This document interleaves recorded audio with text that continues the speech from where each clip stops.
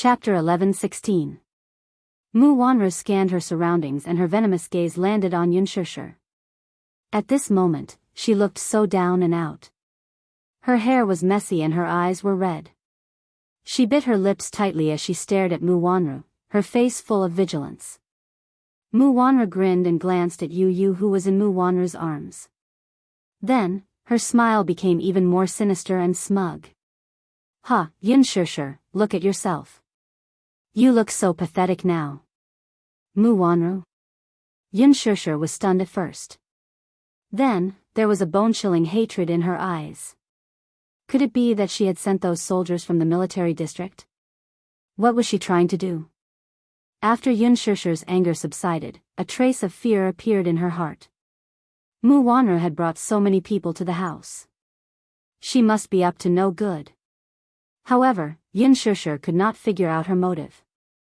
Hence, she took a few steps back cautiously and shielded Yu in her arms. She was so nervous that she could not breathe properly. "You must be wondering why I'm here today, right?" Mu Wanru smiled coldly. Then, her icy gaze landed on Yu, who was in her arms. "I'm here today on Grandpa's orders to bring back the Mu bloodline." As she spoke, she smiled sinisterly and slowly took a few steps towards Xianxia. "Xianxia, when you signed a contract with the Mu family, it was clearly written that as the contractor, you could not cause any trouble for the child's custody. But what about you? You've been hiding Ji's son for so many years. Today, it's time for the child to return to the Mu family." Xianxia bit her lip hard and hugged Yu even tighter. Her eyes were fixed on Mu Wanru's every move and she was on guard. "You can't take him away," Xianxia said in a low voice. "He's my son. You can't take him away." It was not that she did not want Yu to return to the Mu family. Instead, she was worried that if Yu returned to the Mu family, Mu Wanru would have bad intentions. She felt uneasy.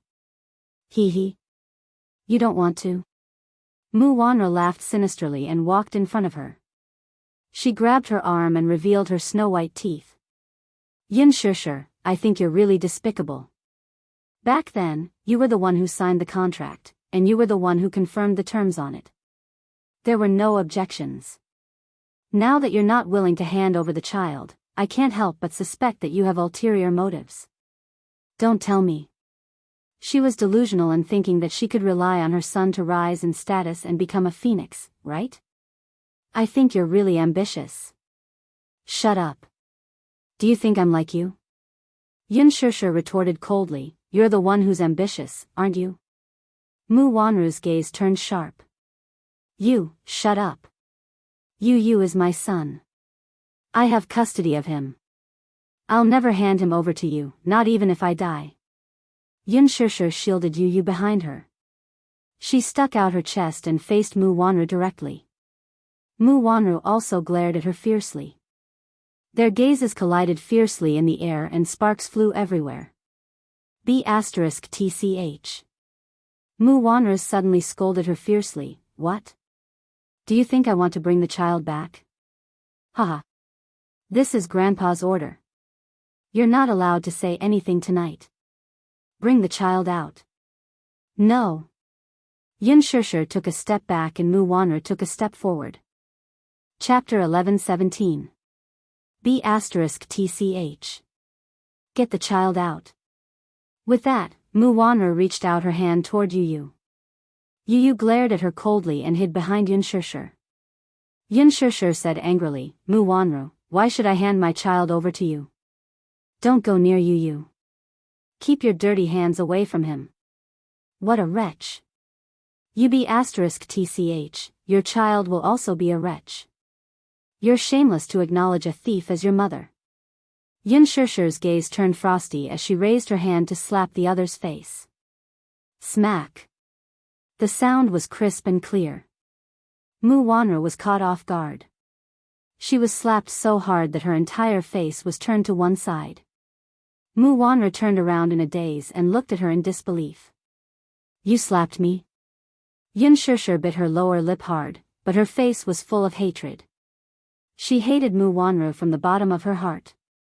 She had taken away so many things from her, and now, even Yu was going to be taken away from her. Unforgivable. You're the shameless B*TCH, aren't you? Xianxia could not calm herself down. She suddenly said coldly, if Yu returns to the Mu family, then he'll really acknowledge a thief as his mother. Her words were vague. The bystanders were baffled by his words, but Mu Wanru could read between the lines. His words seemed to have accurately hit her where she felt the most guilty. She bellowed, shut up. You're hiding the Mu family's child, yet you still dare to flaunt your prowess in front of me. B****. Crazy woman, you're not allowed to scold my mommy. You're the B****. Yun Tianyu was livid. He opened his arms wide and stood in front of Xianxia. His eyes were full of hatred and anger. His heart was filled with anger and hatred. He suddenly understood who the mastermind behind this school shooting incident was. He could see that Mu Wanru was bent on getting rid of him and his mommy. From the day he and Xiao Yichen were assassinated that day, Mu Wanru's ambition could be seen. To this woman, he and mommy must be a thorn in her side. Not only that, when the time came, this woman would not let Mu Yichen off either. Now, he could not help but regret it. He had plenty of ways to get rid of Mu Wanru, yet he did not do it. Which resulted in his mommy being in such a predicament. If he had acted earlier and gotten rid of Mu Wanru, today's incident would not have happened. Mu Wanru lowered her head and glanced at him coldly. She did not know what he was thinking at this moment. Yu's gaze on her was cold and chilling. She cursed, B****, who are you? What right do you have to talk to me? He. The one who has no right to talk to me is you. Yun Tianyu lifted his face and expressionlessly said in a hushed voice, impostor. Xianxia, who was standing behind him, did not hear his words clearly. Mu Wanru, however, heard it clearly. This child had the guts to call her an impostor. Mu Wanru flew into a rage out of humiliation. She raised her hand and was about to slap Yun Tianyu's face in the next second. Xianxia reached out abruptly and held her hand tightly. Let go. Mu Wanru struggled with all her might. At the side, a soldier immediately stepped forward and restrained Xianxia. Chapter 11:18. Mu Wanru reached out to pull him away. Yun Tianyu turned his head, grabbed her wrist, and bit it with a whimper. He bit down viciously, he really bit down viciously. Channeling all his anger and humiliation into his strength, he bit down as if he wanted to break her wrist. Mu Wanru struggled to shake her hand off. Letting out a shrill scream, she hurriedly tried to break free from his grip. However, Yu refused to let go of her wrist. With bloodshot eyes, he bit down harder until the tip of his teeth pierced through her flesh and he tasted blood.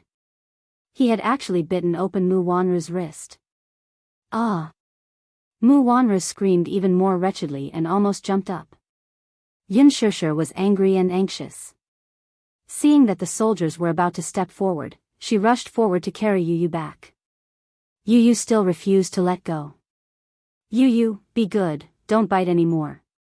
Her hand is dirty, let go, be good. With Xianxia's words, Yu obediently let go. He turned his face away and spat out a mouthful of blood. Raising his hand, he wiped the blood from the corner of his lips with his fingertips. Lowering his eyebrows, he could not help feeling nauseous. Hence, he took out a wet wipe and wiped the blood from the corner of his lips. When he looked again, he saw that Mu Wanru's wrist was bleeding profusely. She raised her hand and looked at the wound. The bite was so deep that the flesh had split open. Mu Wanru could not help cursing, what a sharp-tongued little thing. How uncultured. As she spoke, she gave the order, men. Take this child away. Just as Mu Wanru finished speaking, a few Special Forces soldiers behind her took action. 3 Special Forces soldiers walked up to Xianxia. One of them held her down with one hand while the other carried the boy in his arms. Yun Tianyu did not even have time to struggle before he was caught in her arms. Earlier, Mu Xing had repeatedly emphasized that the children were not to be hurt.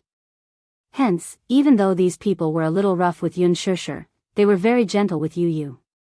Even though Yu Yu struggled in their arms, kicking and hitting him, they were, after all, trained in the special forces. No matter how much trouble he made, they did not move an inch. Yun Shishir was furious. She struggled to go forward and snatch Yu Yu back. Mu Wanru took the lead and strode forward. She pushed Yun Shishir to the ground and gave her a tight slap.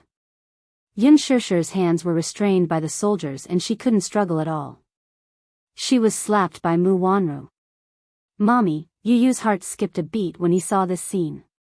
He screamed at the top of his lungs as tears rolled down his cheeks uncontrollably. He then shouted angrily, "Don't bully my mommy. Don't bully my mommy. If not, I won't let you off. I won't let you off." Yu Yu struggled with all his might, but he was so weak. He was only a 7-year-old child. How much strength could he have? He was not like Xiao Chen, who had received special training from a young age. He was so weak that no matter how he struggled, he was unable to withstand a single blow from the Special Forces soldiers. Mu Wanru cast a sidelong glance at Yu Yu and snorted. "You're overestimating yourself. You're still trying to struggle at this point." Mu Wanru was pleased with herself. She grabbed Yun Shishir's neck with such force that Yun Shishir felt suffocated. All the blood in her body rushed to the top of her head, and her face turned red. Chapter 11:19. Mu Wanru pinched Yun Shishir so hard that, in just a few seconds, she felt her consciousness fading away as if she were on the verge of suffocating. Immediately after, she heard Yu Yu's desperate scream. "Don't! Let go of my mommy! Let go! Let go of her! You're not allowed to touch my mommy. If anything happens to my mommy, I'll make sure all of you are buried with her." Yun Tianyu tried to break free several times, but just as he landed on the ground, he was pulled back with one hand. He was too weak.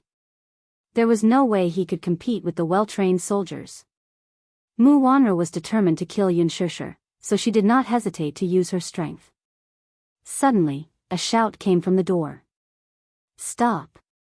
Startled, Mu Wanru subconsciously let go of her hand. Yun Shishir collapsed to the ground and coughed violently as she clutched her throat, which was about to be broken. Yun Tianyu gritted his teeth and clenched his fists tightly. His whole body trembled uncontrollably. He was in a state of extreme fear and hatred.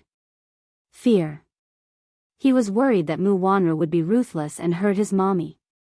He hated that he was so weak that he could not protect his mommy. Anger. He hated Mu Wanru's ruthless methods. At this moment, his heart seemed to be swallowed by a layer of boundless darkness. A bloody thought suddenly popped up in his mind. If he had the chance, he would definitely tear Mu Wanru into pieces. Even he was taken aback by this sudden thought. However, at this moment, hatred had taken over his heart. Mu Sheng, who was standing at the door, saw this scene the moment he entered. He could not help but stop her.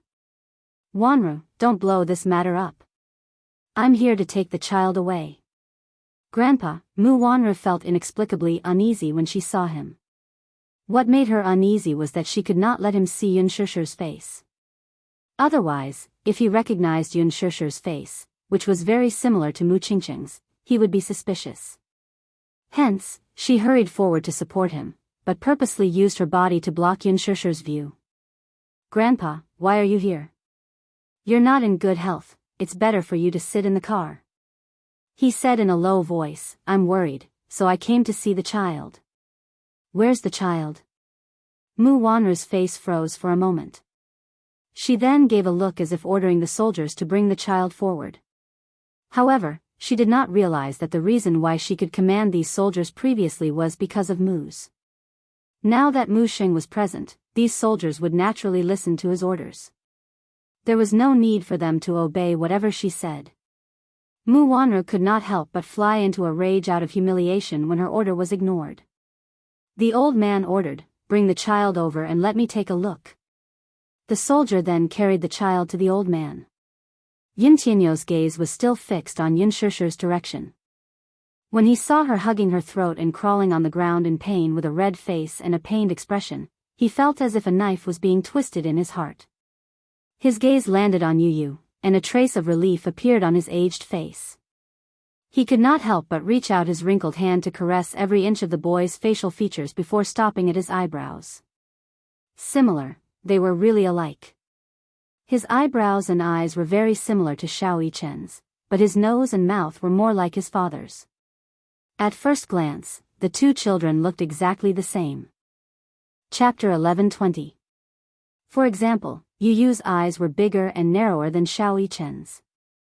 When he grew up, there was no doubt that he would be a standard good-looking boy. Yu Yu turned around abruptly and shot him a cold look. He then raised his hand and slapped his hand away harshly. Pa! A sound was heard. He used a lot of force. The back of Mu Xing's hand was stinging from the slap. Don't touch me. Yu Yu bellowed angrily, but his tone did not have the tenderness and timidity of a 7-year-old child. If he were a child of the same age, he would definitely be scared out of his wits in the face of such a large-scale confrontation. This child, however, was more courageous than others.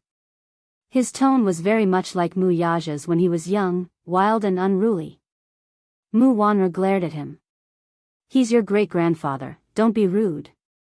Yin Tianyu did not look at her, though. Mu Wanru was even more enraged. This child's arrogance really made her angry and resentful. Mu Xing was not angry. Instead, he laughed. He. This child is more courageous than others, he's quite like his father. Not bad. Mu Wanru could not help saying, Grandpa, don't spoil him. This child is too arrogant. We must teach him well when we get back. If not, people will think that the Mu family is lacking in education and that this child is so ill-mannered. Mu Xing disapproved of this and looked at her reproachfully. Wanru, don't say that. I think this child is quite good. He's not like other children who are timid. Newborn calves aren't afraid of tigers, he's quite courageous. Mu Wanru opened her mouth, wanting to say something, but hesitated. What's your name? Mu Xing was naturally elated to see the child. He could not help but ask with a smile, teasing him just like how he teased Xiao Yichen. Yu Yu ignored him, though. He could not help laughing. This child has some character. Put me down. Yu Yu said coldly. Mu Wanru was about to stop them when Mu Xing ordered, put him down. Don't hurt the child. Hence, the man put Yu Yu down. Yu Yu struggled free from the man's grip and ran towards Yun Shishir like a madwoman. Yun Shishir had just caught her breath when Yu Yu threw herself into her arms, trembling. Mommy, mommy, mommy, the scene just now had made him tremble with fear. For a moment, he even thought that he was going to lose her. Seeing that she was safe and sound, Yu Yu still had some lingering fear and hugged Yun Shishir tightly. Mommy, the helpless and heart-wrenching cries over and over again brought back some of her consciousness. Yun Shishir subconsciously hugged him tightly. Seeing this, Mu Xing frowned with displeasure and walked toward Yun Shishir. Mu Wanru stopped him immediately. Grandpa, don't go over, I'm afraid that she'll hurt you. Wanru, Grandpa, I'll go get the child back. With that, Mu Wanru walked toward Yun Shishir. Yun Shishir, I'm warning you for the last time, don't refuse a toast only to be forced to drink a forfeit. Call the child out right now, and I'll let bygones be bygones for violating the contract. If you don't listen, don't blame me for being merciless. Yun Shishir's throat was in so much pain that she could not make a sound. She could only hug Yu Yu tighter. She lifted her eyes with difficulty, only to see Mu Xing standing at the door. Her heart skipped a beat. Mu Xing, she had seen him in a financial magazine before. Chapter 11:21. She heard that he was the head of the Mu family with the highest authority. That's right, the executioner her mother spoke of. Yun Shishir's heart wavered all of a sudden. She had always regarded the Mu family as a tiger's den. Hence, even after knowing the truth of her identity, she had never once thought of returning to the Mu family. Now, however, she wanted to acknowledge him. Acknowledge him.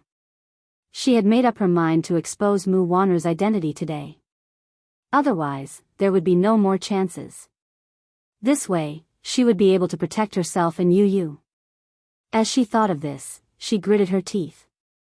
Carrying Yu Yu in her arms, she struggled to support her body and walked toward Mu Sheng. Mu Wanru's expression changed when she saw this. She was very sensitive and not stupid. When she saw Yun Shishir walking toward Mu Sheng, she guessed at once that the latter wanted to reunite with him. No, she must not let her have her way. Mu Wanru rushed over, grabbed her clothes, and pushed her away. You're not allowed to come near.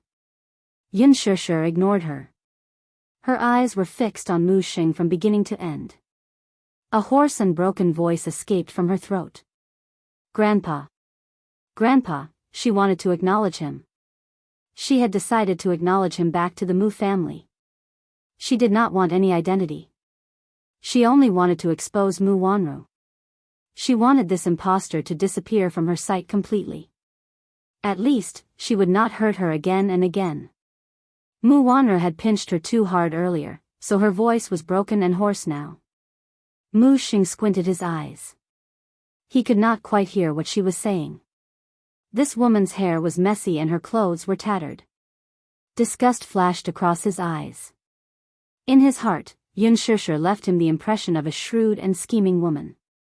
In addition, Mu Wanru kept whispering in his ear to fan the flames.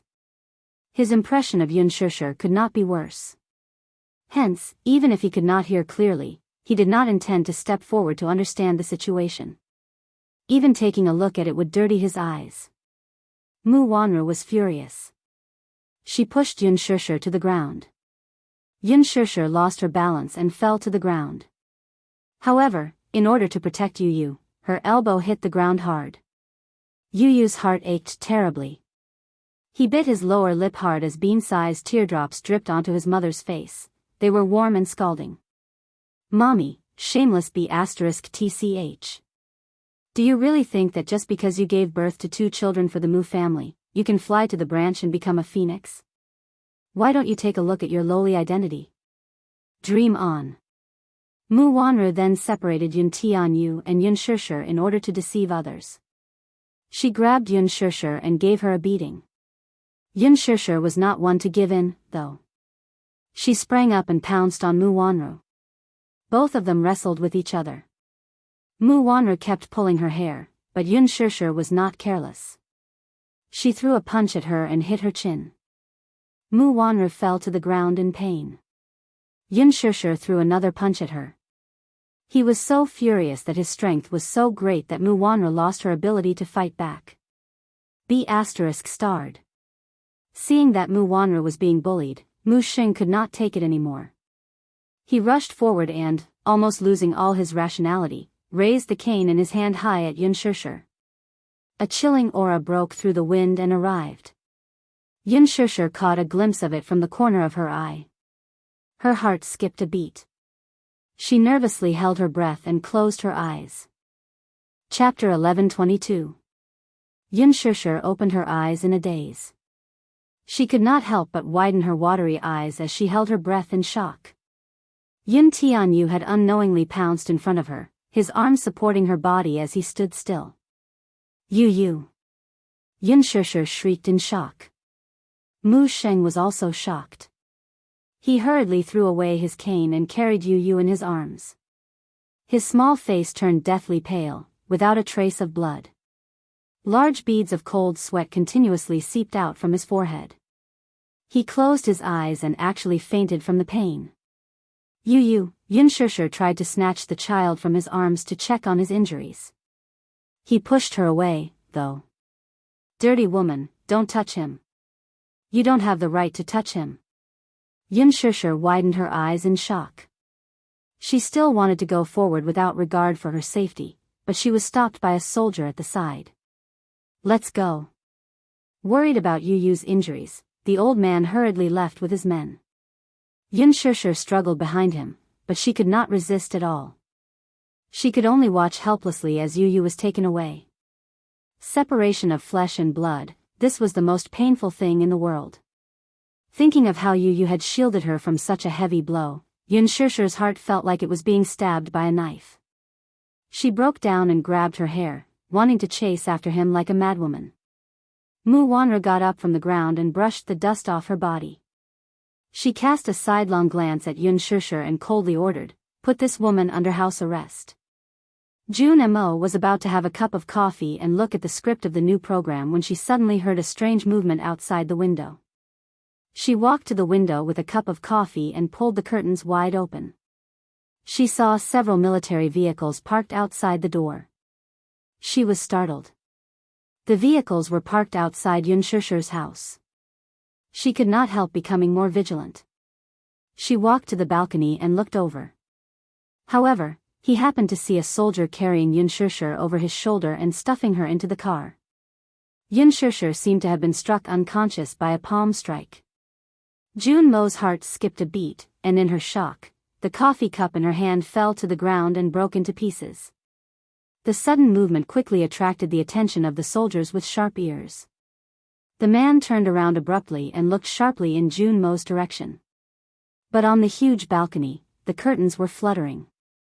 He was afraid that the wind was too strong and the flower pot would fall and break, so he didn't think too much about it. He got into the car and drove off. June Mo hid behind the wall, but she couldn't calm down. She glanced out of the corner of her eye. After the car had driven far away, she rushed out of the house and walked to Xianxia's house. He saw that the gate to the courtyard was wide open. She walked in. In the living room, the lights were still on, but the floor was a mess. The broken vase, the red carved wooden cane thrown to the side, and a few drops of glaring blood. She was shocked. What happened? Was it a kidnapping? Impossible. June Mo recognized at a glance that those military vehicles had June Qiu license plates. This wasn't a kidnapping. Then what exactly was going on? June Mo didn't have time to think and called Qin Zhou first. As soon as the call connected, June Mo told Qin Zhou what had happened. She had no idea what exactly had happened, but it was an undeniable fact that she had seen June Qiu's car take Xianxia away. Qin Zhou rushed over quickly and was shocked to see Xianxia's house in a mess. What happened? He asked nervously. Chapter 11:23. Qin Zhou frowned and decided to give Wuxia a call first. However, his phone was switched off. Why was his phone switched off? Why did it have to be at such a crucial time? He heard that he was going overseas some time ago. He should have arrived by now, so why was his phone switched off? Mu residence. The door was kicked wide open by Mu Sheng. Mu Sheng anxiously carried Yu in as he hurried in. Behind him, a few private doctors from the Mu residence hurriedly followed. In her arms, Yun Tianyou's breathing quickened. His whole face was flushed red from the excruciating pain. Beads of sweat covered his entire face, and his fair little face was as gloomy as rouge jade covered in dust. Mu Yichen had just finished his homework and was about to go to bed when he was awakened by anxious footsteps in the corridor. His hearing was sharp, so he would wake up at the slightest sound. The footsteps outside the door were unusually hurried. He rubbed his sleepy eyes and opened the door, only to see Mu Sheng hurrying into the room with a child in his arms. His heart skipped a beat. Although Mu Sheng was in a hurry, he did not see clearly who was in his arms. However, he saw the child's dangling hand. The bracelet on it made him realize that it was Yu. Yu? Why was Yu here? Mu Yichen received a call from Mu Sheng yesterday. He would not be home for a while and would be sticking to Xianxia. Grandpa Mu missed him very much, so he asked him to come back and visit him. Mu Yichen decided to move back for a few days. He had only been away for a day, and something had happened to Yu. When he caught a glimpse of Yu's pale face, Mu Yichen knew that something was amiss. Hence, he chased after him and entered the room. He happened to see Mu Sheng carrying the sickly boy to the bed. Just as he opened his mouth to speak, he realized that he could not reveal the fact that he knew about Yu's existence with Mu Sheng present. Hence, he walked over and tugged at the old man's sleeve nervously.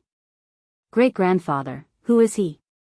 Why does he look exactly like me? Xiao Chen, this is an emergency. Go to the side first. I'll talk to you later. Ah. With that, he chased him out of the room. A few private doctors walked into the room nervously and locked the door. Mu Yichen stood outside the door and paced back and forth nervously. What was going on? When he was in the room earlier, he saw Yu Yu's pale face and her haggard appearance. He had no idea what had happened, so he hurried back to the room and locked the door. He took out his phone and dialed Yun Shusher's number. The call went through, but no one answered.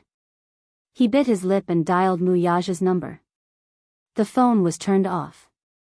Damn it. Worried, he walked over to Yu Yu's room and paced back and forth uneasily. He didn't know how long he had been waiting, but it felt like a century. The door finally opened. He rushed in, only to see that Yu Yu was already awake. She was leaning against the bed with a gloomy face. Her pair of beautiful and clear eyes were buried in the shadow of her fringe, so he could not see her expression clearly. Mu Sheng was sitting at the side. The spacious room was eerily silent, and the atmosphere was so stifling that it was difficult to breathe. Mu Yichen walked over cautiously. His gaze landed on Yu Yu, only to see that the latter's shoulder was bandaged tightly. Injured? Chapter 1124. Yu Yu sat on the bed with his back against the headboard and his head bowed in silence. However, when he heard movement at the door, he looked up and saw Xiao Yichen. His eyes flashed and his expression changed slightly. The two little munchkins exchanged glances, then quickly averted their gazes in tacit understanding. Mu Yichen slowly walked to stand behind his grandfather. Mu Sheng sat on the edge of the bed with a deep gaze. His eyes carefully sized up Yu Yu's eyebrows, eyes, and every inch of his facial features.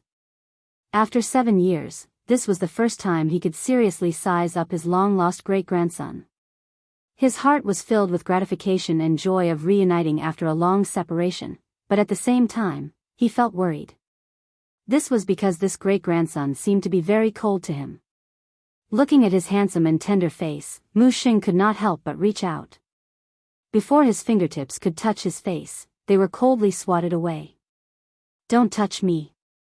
Yu Yu's tone was as cold as ice. His eyes were like cold swords shooting at him.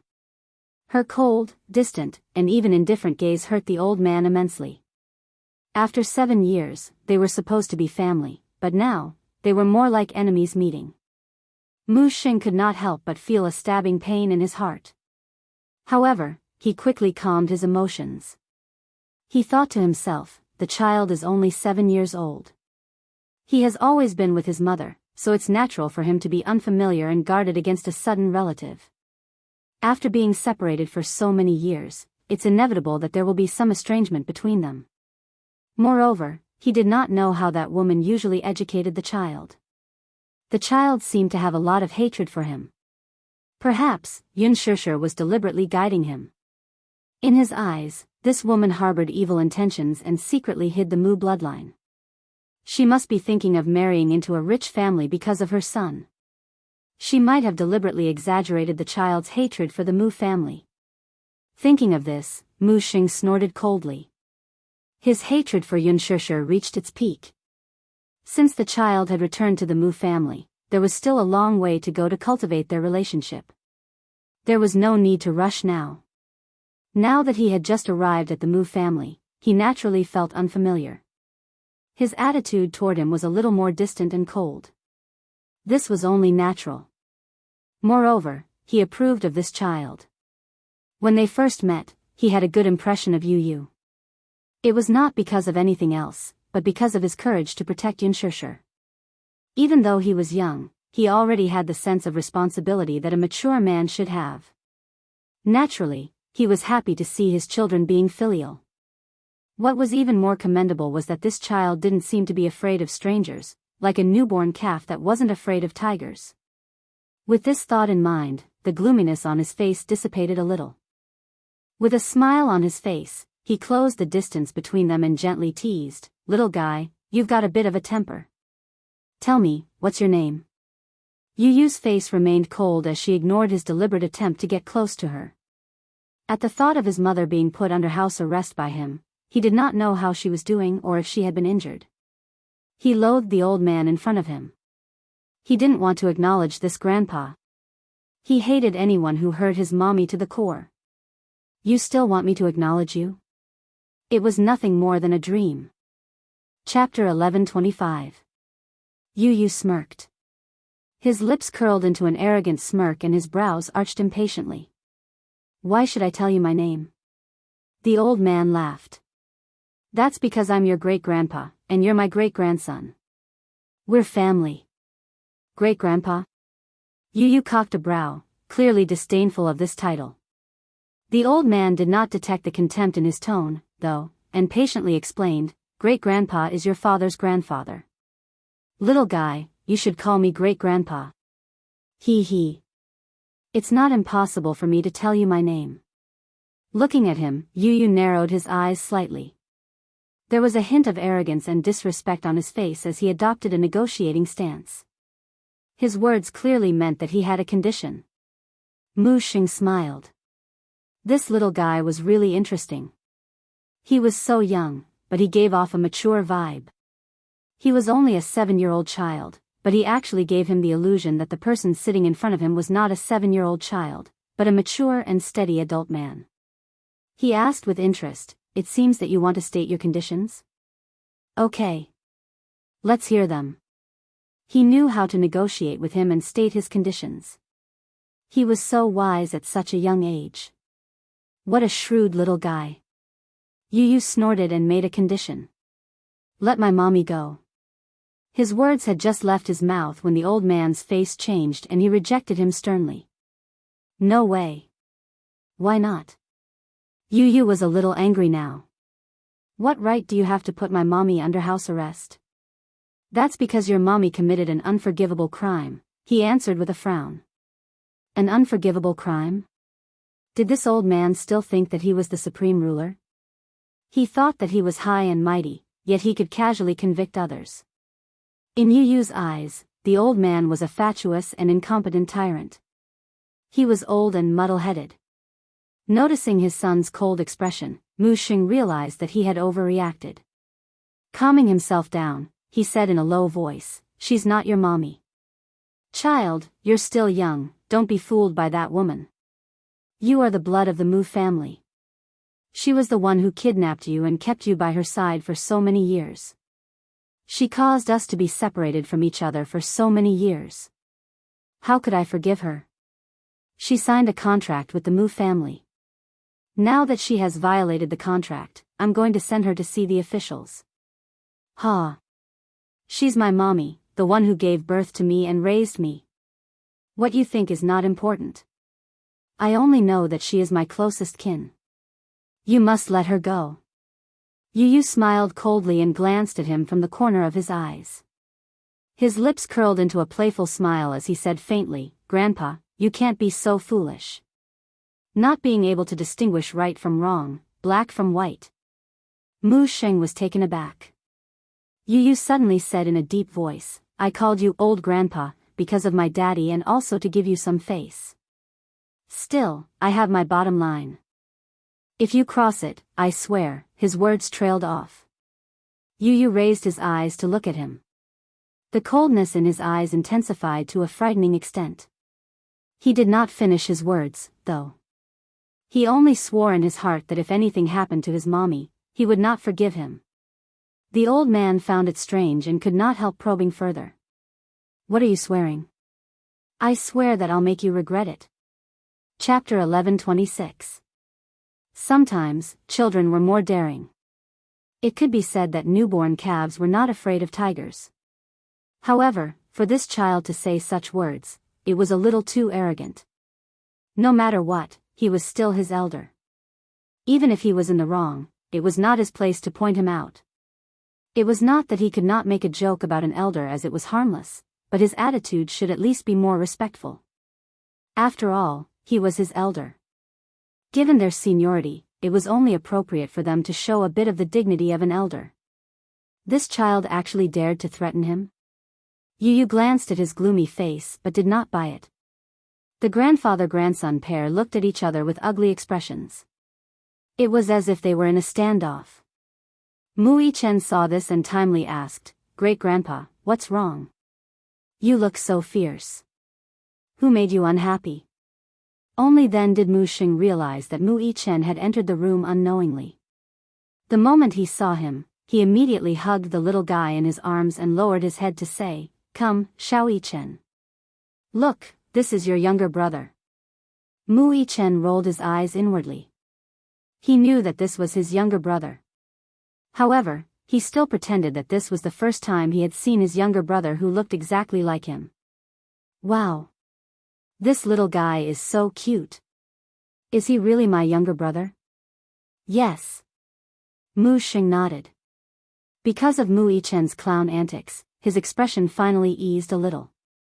Your younger brother was abducted by a bad woman. You two brothers have been separated for 7 years. It's only natural that you two are estranged when you return home today. You should spend more time with him and talk to him. His hope was that the two little guys could develop feelings for each other easily. This way, it would be easier for you to get rid of the grudge in his heart. Hence, after giving a few instructions, he left Xiao Yichen in the room and left.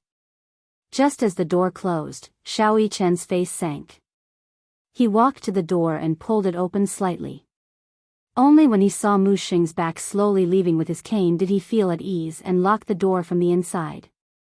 Then, he walked to the window. Through the clear window, he was surprised to see a group of armed forces outside the door. He estimated that there was at least a company of people surrounding the huge Mu residence so tightly that not even a little breeze could pass through. He turned around and exchanged glances with Yu Yu. Then, he said in a deep voice, "Yu Yu, wait for me here. I'll go to the back door and take a look." Yes. As he spoke, Mu Yichen snuck into the backyard and carefully checked the back door. The back door was also surrounded by troops. Mu Yichen's heart skipped a beat. This was a disguised form of house arrest. Mu Xing must have deployed several troops from the army to surround the Mu residence. It seemed like he wanted to keep an eye on Yu Yu and prevent him from escaping. Mu Yichen returned to the room and locked the door from the inside. He walked to the window and drew the curtains. Then, he walked to the bed and sat down. Yu Yu narrowed his eyes. Seeing his gloomy face, he could roughly guess what had happened, but he still asked, "How is it?" "They're all armed forces. The entire Mu residence has been surrounded. It's airtight. The possibility of sneaking out is very slim." Yu Yu's heart sank. D****. What exactly happened?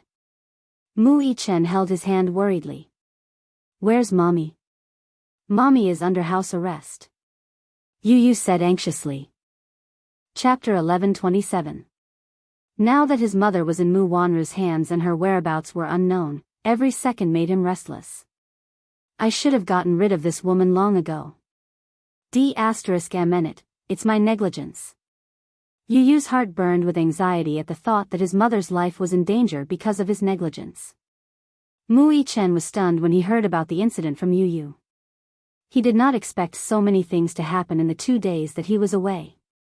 Earlier, he had read about the school shooting incident from the news, but he did not expect that the so-called shooting incident was not as simple as it seemed. It was an assassination.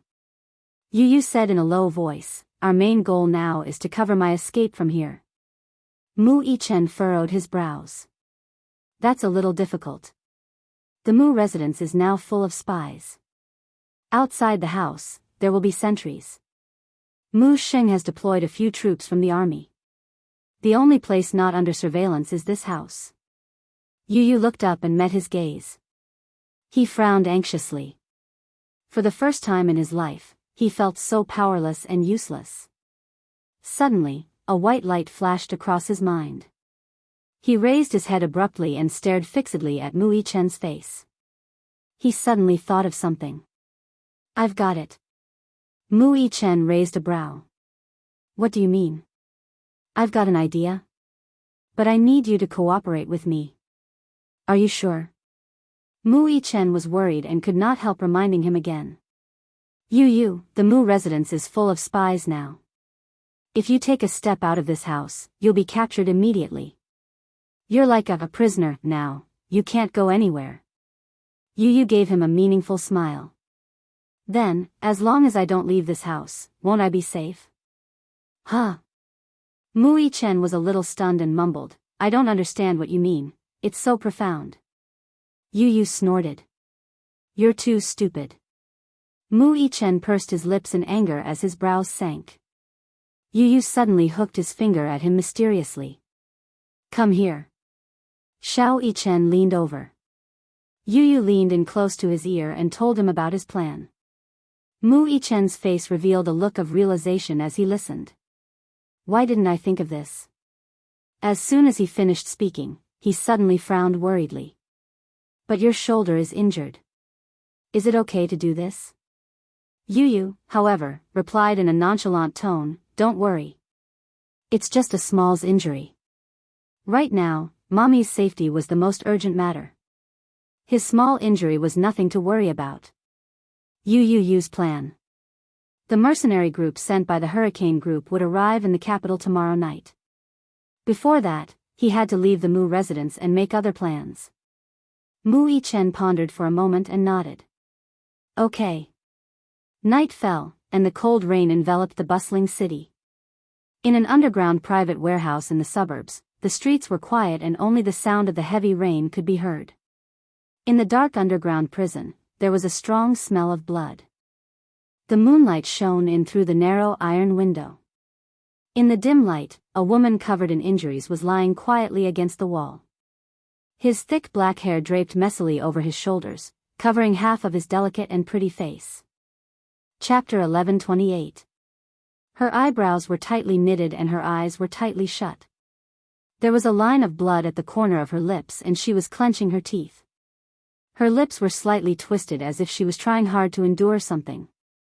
Even though she was unconscious, her hands were covering her abdomen and she maintained this strange posture. Her body was slightly curled up and her clothes were tattered. She was riddled with wounds and there were traces of violence all over her body. The woman seemed to have fainted from the pain as she was so stiff that she didn't move at all. The prison door was opened and Mu Wanra led a group of burly men dressed in black as they strolled in. She stopped in her tracks and gave a signal with her eyes. A man from the side strode over. There was a hideous scar on the man's face and it was so long that it covered half of his face. His originally ugly facial features looked even more sinister and terrifying. He strolled to the woman's side and kicked her face with the tip of his shoe. Seeing that there was no reaction, he kicked her shoulder forcefully. There was a crack and it sounded like the sound of bones being dislocated. After a while, there was still no movement. It seemed like this woman had really fainted. He turned his head and gave a signal with his eyes. His subordinate nodded in understanding and walked over to take out a pair of handcuffs. He tied her wrists to the metal pillars and then brought over a basin of cold water mixed with salt and splashed it on her lowered head. The salt water poured down like a waterfall and corroded all the wounds on her body. In a burst of intense and piercing pain, Xianxia suddenly opened her eyes and sucked in a breath of cold air with a hiss. The sudden pain caused her to raise her head high and hit her head heavily on the wall. Under the hard impact, her mind finally cleared up a little. She shook her head strenuously to get rid of the salt water that had seeped into her eyelids. Her blurry vision overlapped and gradually became clear. She saw the person standing in front of her at a glance. Before she could react, she saw Mu Wanra walking in front of her and squatting down calmly. She grabbed her wet hair and pulled, forcing her face to come closer to her. The force was so strong that it was as if she wanted to pull out a handful of her hair. Even if it was Xianxia, she was also forced to wake up by the pain. Mu Wanra bared her teeth and reached out to pat her cheeks provocatively. She gave a sinister smile and said, Xianxia, I didn't expect your life to be so tough. Look at you now, you're in such a sorry state. If you didn't go against me earlier, wouldn't all of this, wouldn't it? Ha, ha, ha. Xianxia's lips curled up playfully. Lifting her heavy eyelids, the tip of her tongue slowly licked away the fishy sweetness on her lips. For a moment, she could not tell if it was her own blood or the taste of salt water. And disgusting. Instead of getting angry, Mu Wanru laughed. Her lips curled up to reveal her pearly whites as she said in a low voice, Xianxia, you really are a B*TCH who doesn't know the immensity of heaven and earth. You're already at death's door and you're still so stubborn. I think you haven't suffered enough, right? Ha. As long as you're a smart person, you should know your place and kneel down to beg me for mercy. If you make me feel better, maybe I'll let you off. How about that? Do you want to beg me for mercy? Chapter 1129. Xianxia's eyes were half opened lazily, but there was a cold and mocking glint in her eyes, as though she was mocking her ignorance and naivety. She didn't open her mouth but just stared at her quietly. That gaze, which was mixed with pity, disdain, and contempt, was extremely cold, so cold that it didn't have any warmth. From top to bottom, her gaze was sizing her up bit by bit, as though she was gouging out her skin. The icy cold gaze seemed to penetrate into her bones. If she begged for mercy, would Mu Wanru let her off? Her. She must have some motive for kidnapping her here. She wanted her to beg for mercy, so before she achieved her motive, she wanted to fiercely admire her lowly attitude. Why should she seek humiliation for herself? Mu Wanru was completely angered by this cold and stern gaze as she grabbed her hair and viciously slammed her head against the hard wall. You slut who doesn't know what's good for you. Her. I'd like to see how hard your bones can be. Xianxia groaned in pain as her brows were tightly knitted together. She only felt a violent shock in her head, as though her soul was about to be knocked out. A shadow flashed in front of her eyes, and immediately after, she felt something sticky slowly flowing down from her forehead and seeping into her eyes. Her vision was already scarlet red, and a burning pain assaulted her. She frowned and cursed in a low voice. Who's the one who doesn't know what's good for her? Mu Wanru. Don't go overboard. Say it, what's your ulterior motive? Why don't you say it out? Before she could finish her sentence, Xianxia suddenly felt a metallic taste in her throat, and following that, she suddenly spat out a mouthful of blood. Seeing her in such a sorry state, Mu Wanru couldn't help but feel pleased. Her motive? You want to know? She suddenly leaned over and grabbed her hair viciously. Xianxia, do you believe that I can kill you right now? Xianxia turned her face away in disgust. She glanced at him from the corner of her eyes and coldly spat out 2 words, You want to kill me or torture me? Since I've fallen into your hands, I'll do whatever you want. Why are you spouting so much nonsense?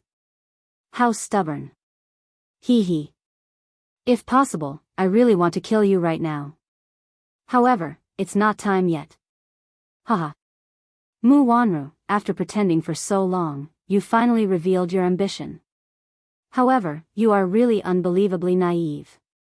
I'm even considering how you're going to die. Hearing her merciless ridicule, Mu Wanru flew into a rage out of humiliation and slapped her. Xianxia turned her head around fiercely and her face suffered a vicious slap.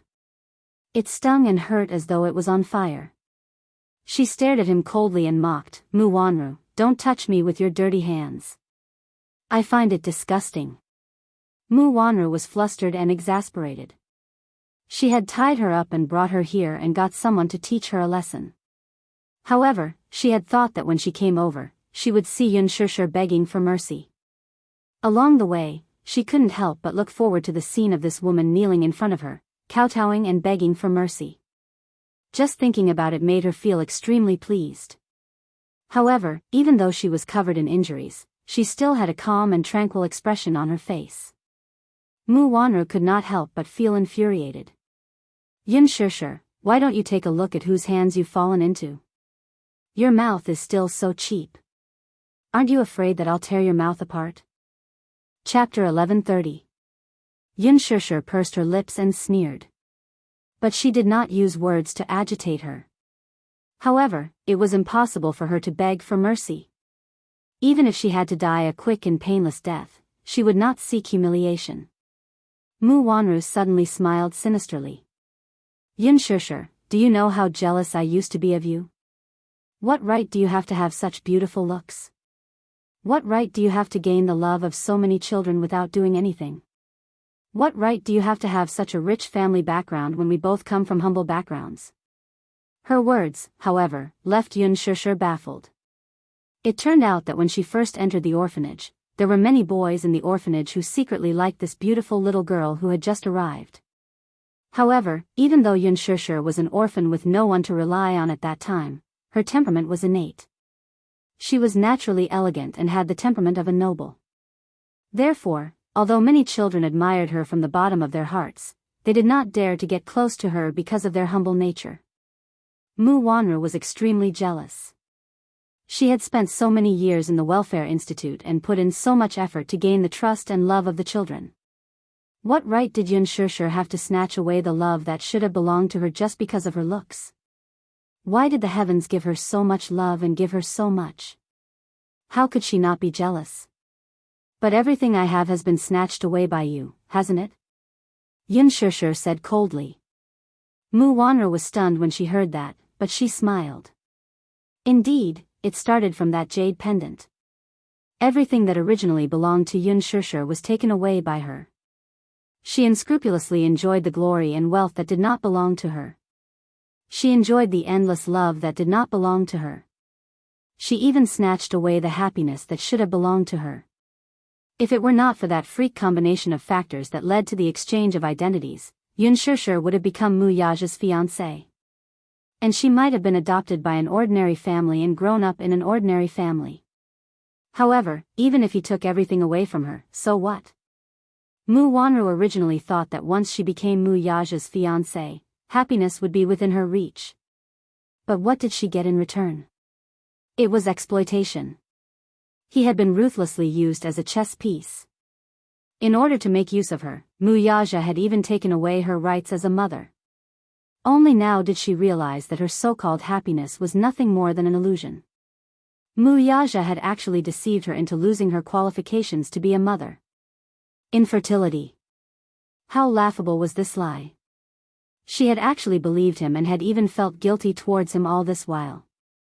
She even thought that it was all her fault that she couldn't give birth to a child for the Mu family. However, in the end, she was completely played in the palm of his hand. She loved him so much, but he ruthlessly used her and betrayed her. How stupid was she to trust the man she loved deeply without hesitation and treat him like a treasure? In the end, not to mention happiness, even that engagement was just a pretense. What about Yuanshishir? What right did she have to receive Mu Yaja's love? What right did she have to have so much, to have everything that made her jealous? Mu Wanru stared at her with a deadly stare, as if there was a raging fire of jealousy burning in her chest. Yuanshishir, to be honest, I used to be so jealous of you. Haha. Since Mu Yaja loves you so much, I'd like to see how far he can go for you. Chapter 1131. Mu Wanru's lips curled into a sinister and bloodthirsty smile. Take a guess. Since you're so important to him, do you think he'll give up the Mu family's inheritance for you? Yuanshishir was stunned. She suddenly realized that Mu Wanru intended to use her to blackmail Mu Yaja into giving up his right to inherit the Mu family. Mu Wanru, you're so despicable. Still, how important do you think I am to Mu Yaja? He won't give up his right to inherit the Mu family for me. I think you should give up. Yuanshishir said coldly. Mu Wanru cocked a brow and gave him a sinister smile. You alone may not be that important, but what about adding Yun Tianyu to the mix? Yuanshishir's face drained of blood and turned ghastly pale the moment she said that. What do you want? What do I want? Mu Wanru grabbed her face and said fiercely, I want Mu Yaja to give up his right to inherit the Mu family. You. Mu Wanru, you're despicable. Yuanshishir gritted her teeth. I'm warning you, you're not allowed to lay a finger on you, or else. What can you do to me? Mu Wanru interrupted her coldly and taunted, Yuanshishir, you can't even protect yourself now. I advise you not to put up any unnecessary struggle. Yuanshishir's gaze was as cold as a blade. At this moment, she wished that her gaze could kill. That way, she could cut this woman into pieces. You don't have to glare at me like that, Yunshusher. You're so pitiful. Do you think that you're so arrogant just because Mu Yaja dotes on you? What are you without him, though? You're just a pitiful worm. Now, you're just struggling on your deathbed. Yunshusher said coldly, Mu Wanru, I advise you not to play with fire. Haha. Yunshusher, you should know your place. Right now, if you please me, I will be kind and torture you less before you die. Don't be stubborn. You'll be the one suffering a fate worse than death when the time comes. As Mu Wanru spoke, she stretched out her leg and kicked her face. Yunshusher abruptly turned her face away and clenched her teeth so hard that they almost broke. Humiliation welled up in his heart. For the first time in his life, he hated himself for being so useless. She finally saw through Mu Wanru's motive. She was planning to use her and Yu to threaten Mu Yaja to give up his authority over the Mu family. Then, she would kill them both. This woman's heart was so vicious and her methods were so despicable. Yunshusher's eyes were bloodshot as she stared at her hatefully. Mu Wanru enjoyed her angry face and couldn't help but smile as she said casually, Yunshusher, you really don't intend to kowtow to me and beg for mercy? Now I'm giving you this chance. If you kowtow to me and beg for mercy, perhaps I'll be kind and give you a quick death. Before you die, I won't torture you so much. Yunshusher, too, sat up and leaned against the wall with much effort. Even though her hands were handcuffed to the iron pillar and her body was already battered and exhausted. Her whole body was dripping with blood and her face was covered with blood. Her wet hair was messy. However, some people were born with an elegant temperament. Even though she had fallen into hell and was in a mess, it didn't affect her elegant temperament. Chapter 1132. Yunshusher replied coldly, You've already hung my arms up, how am I supposed to kowtow to you and beg for mercy? At the very least, you should release me. Mu Wanru's eyes narrowed, You're trying to escape. Mu Wanru went into deep thought for a moment and swept a glance over.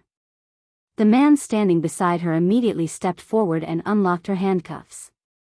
You're not allowed to play any tricks. Yunshusher's hands were released from the metal pillar and immediately handcuffed.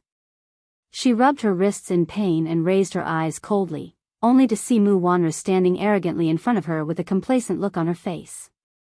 Let's begin. Mu Wanru couldn't wait to see her lower her head and beg for mercy. Yunshusher slowly took a few steps toward her. All of a sudden, she grabbed her by the collar and pushed her to the ground. Sitting on her body, Yunshusher wrapped the handcuffs around her neck and strangled her fiercely. Mu Wanru had not expected that Yunshusher would still dare to do such a thing under such circumstances. She couldn't react in time and was almost suffocated by the handcuffs.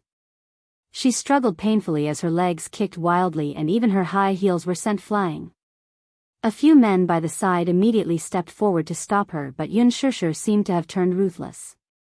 Even though her hair was being held tightly, she didn't release her grip. The handcuffs were locked tightly around Mu Wanru's neck and she used a lot of strength and very soon, a deep blood mark was formed. Yunshusher lowered her head and stuck close to Mu Wanru's face as she looked into her eyes. The hatred in her eyes was obvious. Mu Wanru, since you're bent on killing me, then why don't you accompany me in death, how about that? You, let go. Because of the excessive suffocation, Mu Wanru's consciousness was in a mess and she couldn't even utter a coherent sentence as she kept struggling. She saw despair and hatred in Yunshusher's eyes. Crazy. This woman is crazy. However, Yunshusher knew that she was very clear-headed. She was not afraid of any threats. Death. However, she could not watch this woman hurt Yu. Yunshusher suddenly pulled the iron chain and tightened it around Mu Wanru's neck. Mu Wanru's face was flushed red, and the veins on her forehead were bulging. She was on the verge of suffocating. She turned her head with a ferocious expression and struggled with her hands. The man beside her picked up a chair and smashed it on Yunshusher's back. Bang! A sound was heard, one of the legs of the chair was broken. Wood chips flew everywhere. Dust flew in the dimly lit basement. Yunshusher's body stiffened and she fainted. Mu Wanru was helped up by someone. She covered her throat and coughed violently. Her vision was blurry and her whole body was spinning. F***CK. B***TCH. She walked to Yunshurshu's side and stretched out her leg to kick her. However, when she lifted her leg, her whole body was in a mess. She kicked empty air and her body went limp as she fell to the ground. Mu Wanru cursed as she stood up from the ground. She picked up a wooden stick from the side and was about to teach her a lesson. However, her phone rang at the wrong time. Mu Wanru panted for a while and threw the wooden stick aside. She looked at the phone screen and saw that it was a call from Mu Sheng. She immediately calmed her rapid breathing and picked up the call. Grandpa. Wanru, where did you go? Oh. Grandpa, don't worry, I'll be back soon. Where's that woman? Chapter 1133. There was a momentary panic in Mu Wanru's voice, but she quickly regained her composure. I've already put her under house arrest. Don't touch her for now. I have something to ask her when we have time, he said in a low voice. Mu Wanru sneered inwardly. I'm afraid there's no chance for that. Still, she said, okay, Grandpa. I'll be right back. Where's that child? That child was very distant to me and was very cold to me. I've asked Xiao Yichen to accompany him. Hopefully, it can open his heart.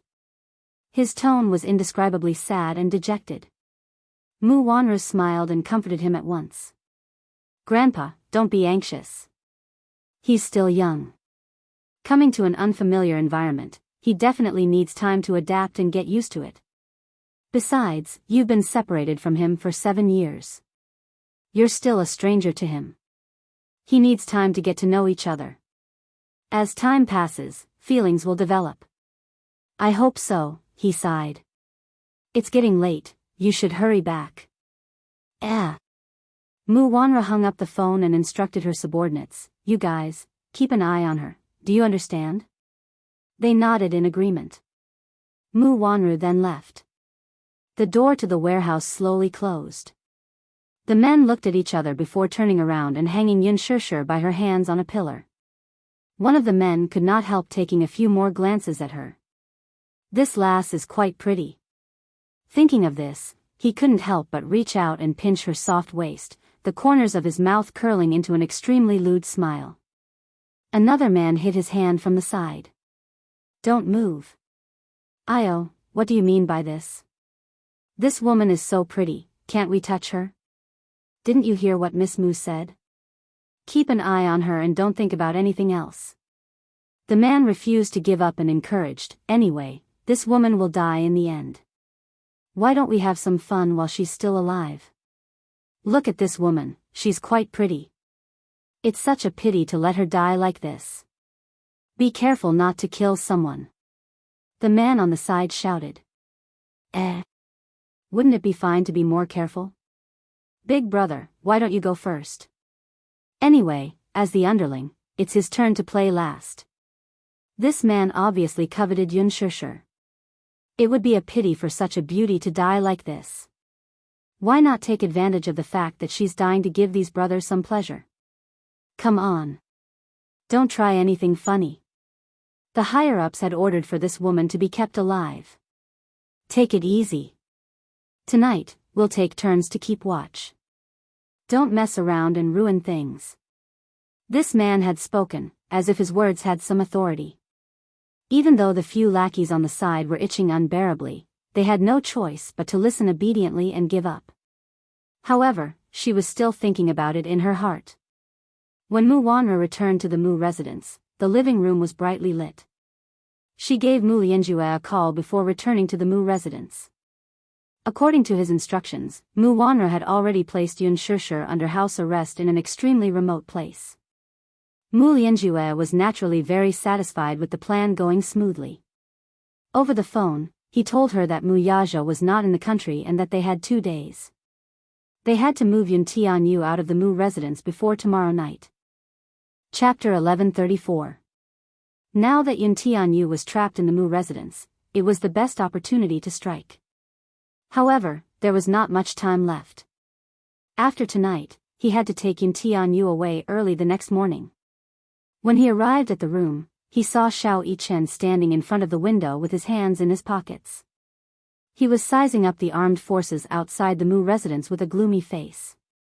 Yin Tianyu, on the other hand, was lying on his side on the bed. Mu Yichen warily turned around when he heard the commotion. When he saw that it was his grandfather, a sweet smile bloomed on his face. Great-grandpa. The old man smiled and nodded.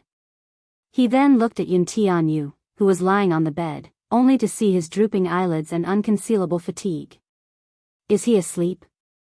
Mu Yichen smiled. Little brother seems to be tired, so he's asleep. The old man pondered for a moment before asking, how is it? Mu Yichen walked to the bedside and slowly sat on his side. He gently placed his hand on the back of Yu Yu's hand and frowned helplessly. Little brother is a little cold to me. He seems to be a little afraid of strangers. Still, he's just returned home, so everything is unfamiliar to him. We won't be so distant after we get to know each other for a while. The old man was stunned. For some reason, Mu Yichen gave him a very unfamiliar aura. Although the person standing in front of him was indeed Mu Yichen, the aura he exuded was inexplicably mature and steady. He was not as naive as he used to be. Instead, he was calm and wise. He originally thought that Yin Tianyu's arrival would cause Mu Yichen to be disgusted and ostracized. Unexpectedly, as an elder brother, Mu Yichen was tolerant of his little brother's arrival. This was beyond his expectations. He could not help asking, Yichen, what do you think of this little brother of yours? I like him very much. Mu Yichen raised a brow, his eyes shining. Great-grandpa, I'm very happy to have such an adorable little brother. From now on, I'll be an elder brother. I'll take responsibility as an elder brother and take good care of him. Oh. Yichen is such a good boy. Mu Xing hugged his shoulders. However, from an angle that he couldn't see, Mu Yichen's eyes flashed with indifference and disgust. Raising his head, he said, Great-grandpa, I'll go back to my room to rest. I still have to go to the kindergarten tomorrow. Yes. Rest early. I'll accompany this child. Great-grandfather, aren't you going to sleep? Mu Yichen tilted his head, looking very innocent. The concern in her words greatly pleased the old man. I want to spend more time with him. Yichen, be good. Go back to your room and sleep. Yes. Mu Yichen left the room. The moment he closed the door, his eyes turned cold. He slowly picked up his pockets, but suddenly realized that he didn't seem to know where Mu Yichen's room was. Looking around, Mu Yichen slowly narrowed his eyes. That's right.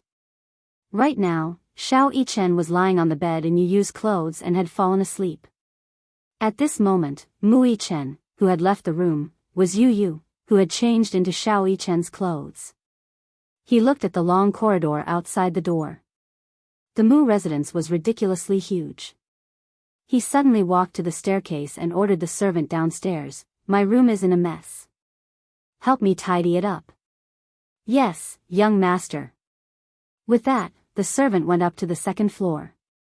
Yu Yu followed him into Mu Yichen's room, only to hear the servant's strange voice. Young master, your room is not in a mess. Chapter 1135. There was a light fragrance in Mu Yichen's room.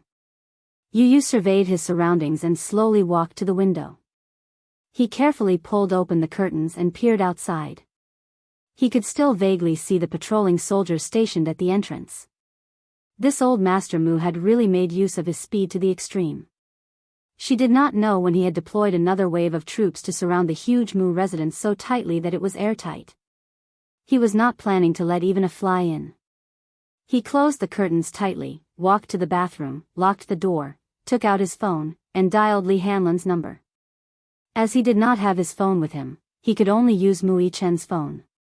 The call was quickly connected. On the other end, Li Hanlan was especially alert. The moment he picked up the call, he asked tentatively, "Is this Director Yun?" "It's me." Yu Yu's voice was gloomy. Director Yun, what exactly happened? Li Hanlan's tone was urgent and nervous. Clearly, he did not know what had happened. The mercenaries sent to guard the villa had suffered heavy casualties. It was said that they had been encircled by the armed forces on a large scale. Of the dozen or so mercenaries, only 2 survived, and they were seriously injured. What did it mean to be on a large scale? A whole company of armed forces. What exactly happened that required the deployment of such a large number of armed forces? Li Hanlan was very anxious when he could not get through to Yun Tianyu's phone. Yun Tianyu patiently recounted what had happened and informed him of his current state of being imprisoned by the Mu family. The Mu residence is currently surrounded by armed forces. According to my estimation, there are 300 to 400 people. 300 to 400 people? Li Hanlan cursed inwardly. So many people? What exactly was Mu Xing planning to do? They're probably afraid that I'll be taken away. Things aren't that simple, though. It's dangerous for me to stay here any longer. Li Hanlan immediately said, then, we'll bring the troops over tomorrow. Hurricane's mercenary team should arrive in the capital tomorrow. Once they were in place, he would immediately rush to the Mu residence. Yun Tianyu, however, said in a low voice, there's no need to mobilize so many people. Wait for me at the entrance of Alan Bell's kindergarten at 8:30 a.m. tomorrow. He then roughly explained his plan to Li Hanlan. The boy's plan was simple. With the stealing the sky and swapping the sun, he pretended to be Mu Yichen and switched identities. The next morning, Mu Yichen would be sent to kindergarten by the Mu family's driver. He arranged for Li Hanlan to meet him at the school gate at 8:30. Li Hanlan was stunned. He could not help but marvel at Yu Yu's quick-wittedness. To be able to think of this so calmly at such a critical juncture was truly not simple. Agent Li, bring your men and arrive on time tomorrow. Don't make too much noise to avoid arousing suspicion.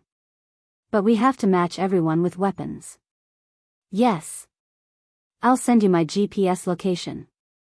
If anything happens, I'll send a signal in time. All right, I understand. Listen to my arrangements for the rest. Yun Tianyu hung up the call and raised his wrist to activate the GPS function of his smartwatch. He then sent a satellite location to Li Hanlan's phone. After securing it, he walked to the desk and opened the drawer. There was a notebook inside. Chapter 1136. He keyed in a series of commands, but the system displayed the location of Shangdi Walk. Yun Tianyu furrowed his brows. According to Mu Sheng, he had placed his mommy under house arrest. Where exactly was she being held now? Previously, he had installed a GPS system in his mommy's phone and implanted a GPS chip in her watch. However, through the GPS system, one showed that she was at Shangdi Walk, while the other showed that she was at 28 Yushu Street, Fuyang Road. Yun Tianyu's heart skipped a beat as anxiety and panic appeared on his usually calm face. He bit his lower lip hard as his eyes flickered. Soon, he closed his eyes and took a deep breath to force himself to calm down. It was at this point that he needed to remain calm. Otherwise, he would only be flustered. Yu Yu's gaze fell on the screen again. He opened the system interface and hacked into the surveillance network of Shangdi Walk. The surveillance network of Shangdi Walk had extensive coverage. In the first image, a soldier carried an unconscious woman into a car. Yu Yu recognized the unconscious woman as Yun Shishir through her clothes. He paused the image and locked onto the car plate number. He hacked into the traffic network surveillance system and keyed in the plate number. Instantly, countless moving images of vehicles popped up on the screen. He played the videos one by one. However, the surveillance footage showed the vehicle driving north along Fuyang Road, crossing the 321, a national highway, and the Hujiang Bridge before reaching the entrance of the Mu residence without any hindrance. When the car stopped, Yu Yu paused the video, but he did not see Yun Shishir. Strange. He clearly saw his mommy get into this car. Why was she missing? Did she vanish into thin air? Impossible. He replayed the video again and carefully studied every detail in the surveillance footage.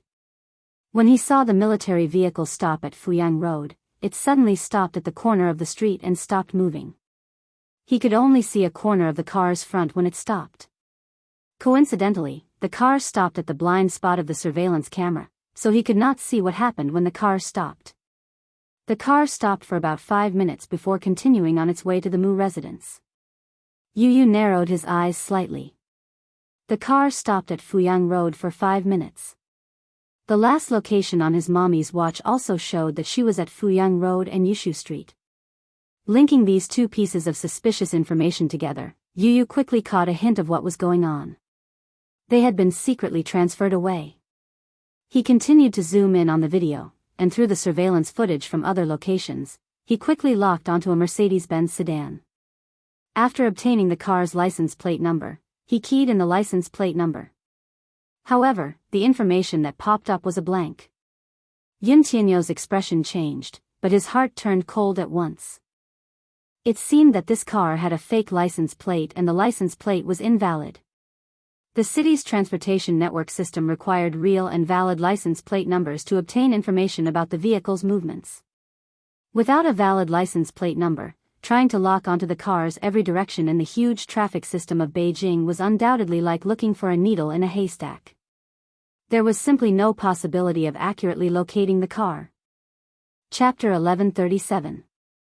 However, as it was at night, the clarity of the surveillance footage was limited. Moreover, the traffic was like water.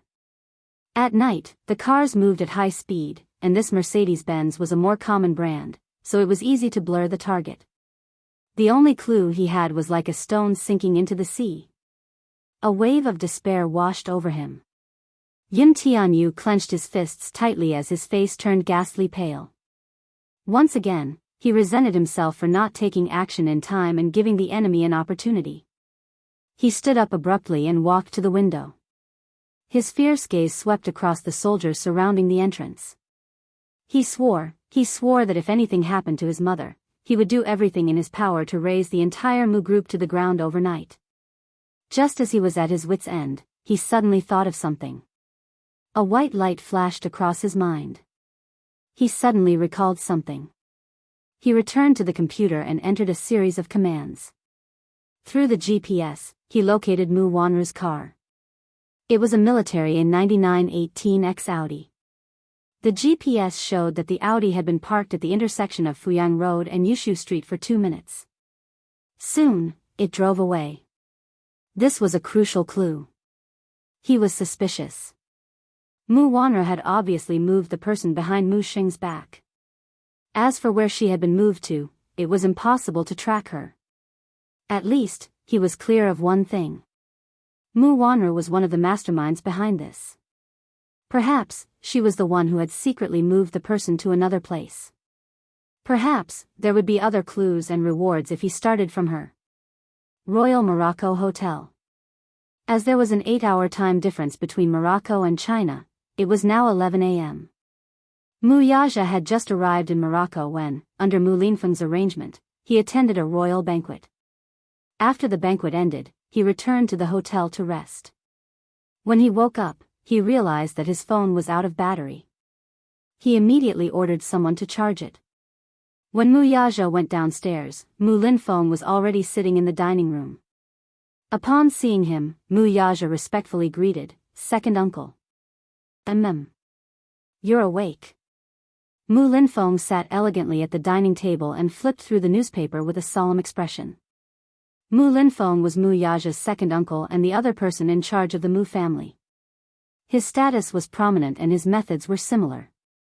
It could be said that the reason why Mu Yaja was able to smoothly obtain the power of the Mu family was because of him behind the scenes. It was not to be underestimated. Thus, it was clear that Mu Linfeng's position in the Mu family was particularly prominent.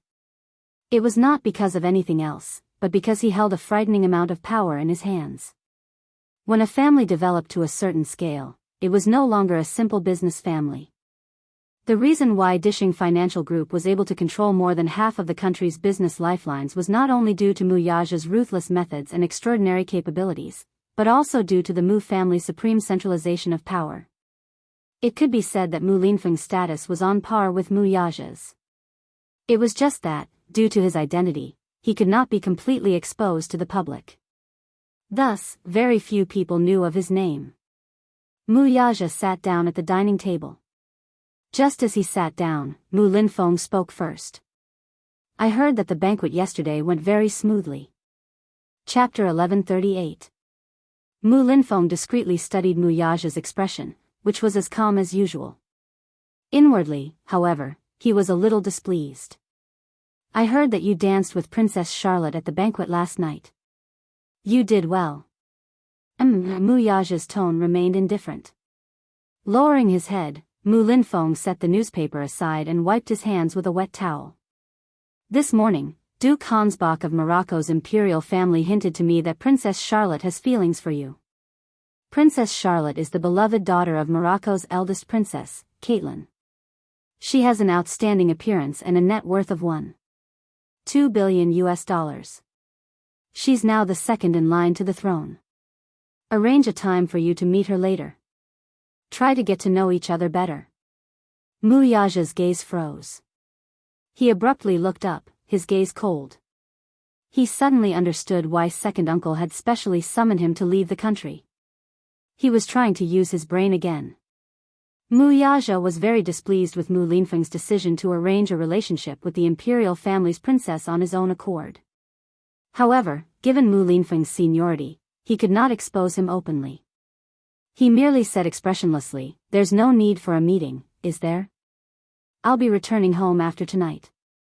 I still have matters to attend to at the company." His cold refusal didn't surprise Mu Linfeng, but this response made him extremely displeased. You have matters to attend to at the company? Mu Linfeng was very displeased with his answer.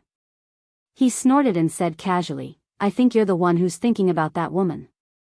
Although he did not say it out loud, Wuxia was well aware of who he was referring to by that woman. A dangerous glint flashed across his eyes as he narrowed them. Even though the person sitting in front of him was second uncle of the Mu family, there was still a hint of displeasure in his tone. You've investigated her? I've investigated everyone around you. Mu Linfeng did not beat around the bush and went straight to the point.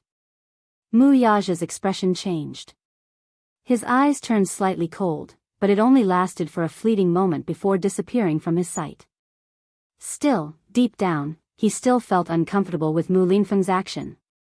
All of a sudden, Mu Linfeng lifted his head and knocked on the table with his fingertips. His tone revealed his dissatisfaction with Wuxia. Yaxia, you know that I've always thought highly of you.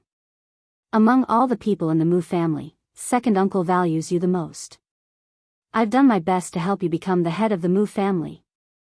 After all, no matter if it was your ability or talent, second uncle believed in you. Only when Mu group was handed over to you can we expand our territory even more. It's not like you don't know second uncle's ambitions. Your ambition is something that second uncle can see clearly. However, second uncle warned you earlier that no matter what you do, you have to use your brain to think before you do anything. It's not that I forbid you from having women. Men are hot-blooded.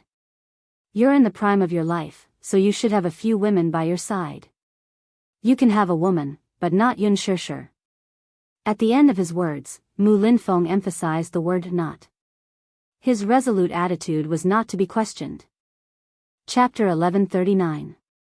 Second uncle, what do you mean by this? Although Wuxia knew what his uncle meant, he still wanted to clarify things. Yaxia, I won't hide anything from you. In ancient times, Yunshishi is a demoness who seduces the emperor's heart. She's a femme fatale.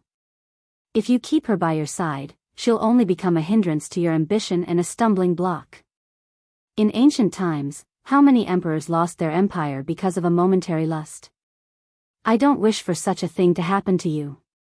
So, you have to break up with this woman immediately. You're not allowed to interact with her anymore before you're bewitched by her. No. Wuxia vetoed without hesitation. In his eyes, he had always been very clear about his woman and his career. He would not allow anyone to give him a hint. Even if this person was his second uncle, whom he respected the most, he would not allow it. Because he was very clear about this, he did not wish for anyone to interfere in this matter. Mu Linfeng's eyes flashed with shock and anger. Ha. Yaxia, this is the first time you've defied my authority, and it's actually because of a woman? I'm a little disappointed. Mu Yaxia's lips curled into a cold smirk. He had no intention of giving Mu Linfeng face. Although his tone was still respectful, the determination in his words could not be ignored. Second uncle, I've always treated your orders like an imperial edict. It's just that there's no room for negotiation in this matter. As for my woman, it's my private matter. I hope you won't interfere in this matter. Mu Linfeng's face turned cold in an instant. Mu Yaxia did not seem to be afraid of his cold, knife-like glare. He raised his eyes and met his gaze. His eyes were as calm as still water. After a silent confrontation, Mu Linfeng snorted. Mu Linfeng snorted coldly, his tone revealing a hint of danger. Why don't you take a good look at your current status? You're not young anymore, and you've already come this far. I won't let you mess around no matter what. After a pause, he continued. Actually, if it were in the past, I wouldn't have objected to you finding a woman. Furthermore, I know your character very well. You would never break the rules because of a woman. However, the things you've done during this period of time are indeed a bit too much. It's not that second uncle wants to criticize you, but what you've done has truly disappointed second uncle. He was referring to the fact that some time ago, because of Xianxia, he had even exchanged fire with the Song family. Jianghu was especially dissatisfied with this. Even though Song Jinghua didn't say it out loud, he put it into action. As for the development of several plots of land, they had not given their approval for a long time. This caused Dixing to suffer a great loss. Of course, Mu Linfeng didn't care about such a small loss. However, in his eyes, Mu Yaxia's actions were already out of line. For a long time, the Mu family's territory had been greatly expanded due to the support of various parties. Because of such a trivial matter, Mu Yaxia did not hesitate to offend the Mu Jia. Mu Linfeng was naturally displeased. It was not that he had not warned Mu Yaxia, but Mu Yaxia did not seem to take it to heart at all. This time, he had summoned him to Morocco in hopes that he could cultivate a relationship with Princess Charlotte. Chapter 1140. If the Mu family could form a marriage alliance with the Morocco royal family, the benefits it would bring to the Mu family would be unprecedented. However, this fellow did not seem to care about this matter at all. Mu Linfeng's dissatisfaction with him had reached its limit. This woman is very dangerous. She has no background and no power. She'll only be a burden and a stumbling block if she stays by your side. She won't benefit you at all. Mu Linfeng's words were not without reason. He was worried that if his nephew cared too much about this woman, she would definitely become his Achilles heel. Once a person had an Achilles heel, things would be different. In the past, Mu Yaxia was swift and decisive in his actions. His methods were hard and ruthless, and he only cared about benefits and not feelings. This was also why he could become a strong candidate for the position of the Mu family's head. If he had another Achilles heel, it would undoubtedly be fatal.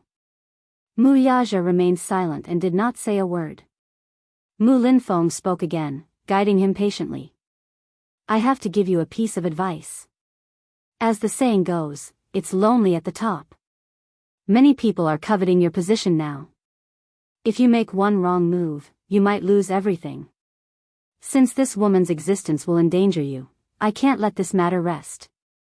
I can't ignore it. Don't be foolish because you're obsessed with her. If you fall from such a high place, you'll be smashed to pieces. Mu Linfeng's tone was very heavy, but each word was like a gem. In just a few words, he had brought up the severity of the matter. Mu Yaxia was momentarily speechless. Mu Linfeng was speaking from the perspective of his own interests. Every word and sentence had his own considerations. After all, it was just as the saying went, it's lonely at the top. The more one stood at the top, the more one could not have any Achilles heel, lest others take advantage of them. Mu Linfeng's words were very pertinent, but Mu Yaxia did not dare to agree. However, in this situation, he had to leave some face for this senior of high status. Therefore, after a while, he said in a deep voice, Second uncle, I know what I'm doing and what I'm doing. Mu Yaja's words were like a boulder that had been hanging in Mu Linfeng's heart. He laughed a few times and then said with satisfaction, "Hee hee. If you can say that, it means that you won't disappoint second uncle. Yaja, I have high hopes for you. Don't let second uncle down." Mu Yaja had just put down the newspaper when the servant rushed downstairs with his phone. "Chairman Mu, you have a missed call." The servant respectfully handed the phone to him. Mu Yaja unlocked the screen and saw that there were more than 10 missed calls. 3 of them were from Xiao Yichen. His expression couldn't help but become alert. It was not because of anything else but the fact that little Yichen rarely called her unless it was something important. Just as he was about to call back, he suddenly remembered the time difference in the country. It was still the middle of the night. It was probably time for the little fellow to sleep. Therefore, he did not call back immediately. Just as he put down the phone, it suddenly rang. Mu Yaja frowned and picked up the call. On the other end was Qin Zhou's anxious voice. "Chairman Mu, Xianxia is missing." "What?" He stood up abruptly, only to realize that he was too agitated and attracted Mu Linfeng's attention. Chapter 1141. It said that someone from the military came and kidnapped her last night. As for her whereabouts, there's still no news. "Chairman Mu, where are you? Is it convenient for you to return?"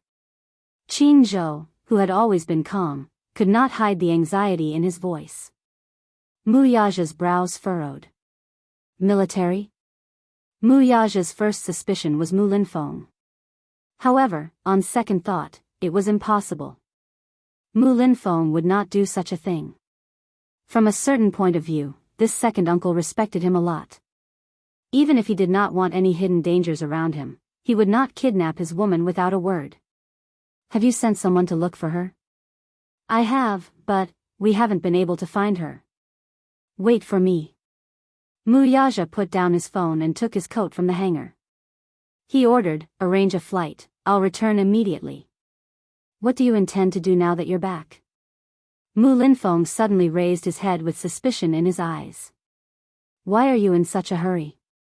Did something happen?" "It's something important." "Humph. Don't tell me it has something to do with that woman?" Mu Linfeng asked suspiciously. Mu Yaja remained silent for a while, but he did not say anything. However, the moment Mu Linfeng glanced at him, he knew that his rush back had something to do with Yun Xianxia. "Hence," he said coldly, "you're not allowed to go back. There's an important banquet tomorrow, and you must attend it." "Second uncle, I'm sorry. I'm afraid I can't attend the banquet." "Sorry," Mu Yaja said as he walked to the door. "Stop right there." Mu Linfeng was livid as he slammed the table and stood up. Mu Yaja stopped in his tracks, but he did not turn around. However, his back stiffened. Mu Linfeng stood up abruptly and left the table. He walked behind him with a cold expression. "Yaja, this isn't like you. What do you want to do now that you're back?" "Second uncle, I'll give you a satisfactory explanation later, but I have to go back now." With that, Mu Yaja left in a hurry.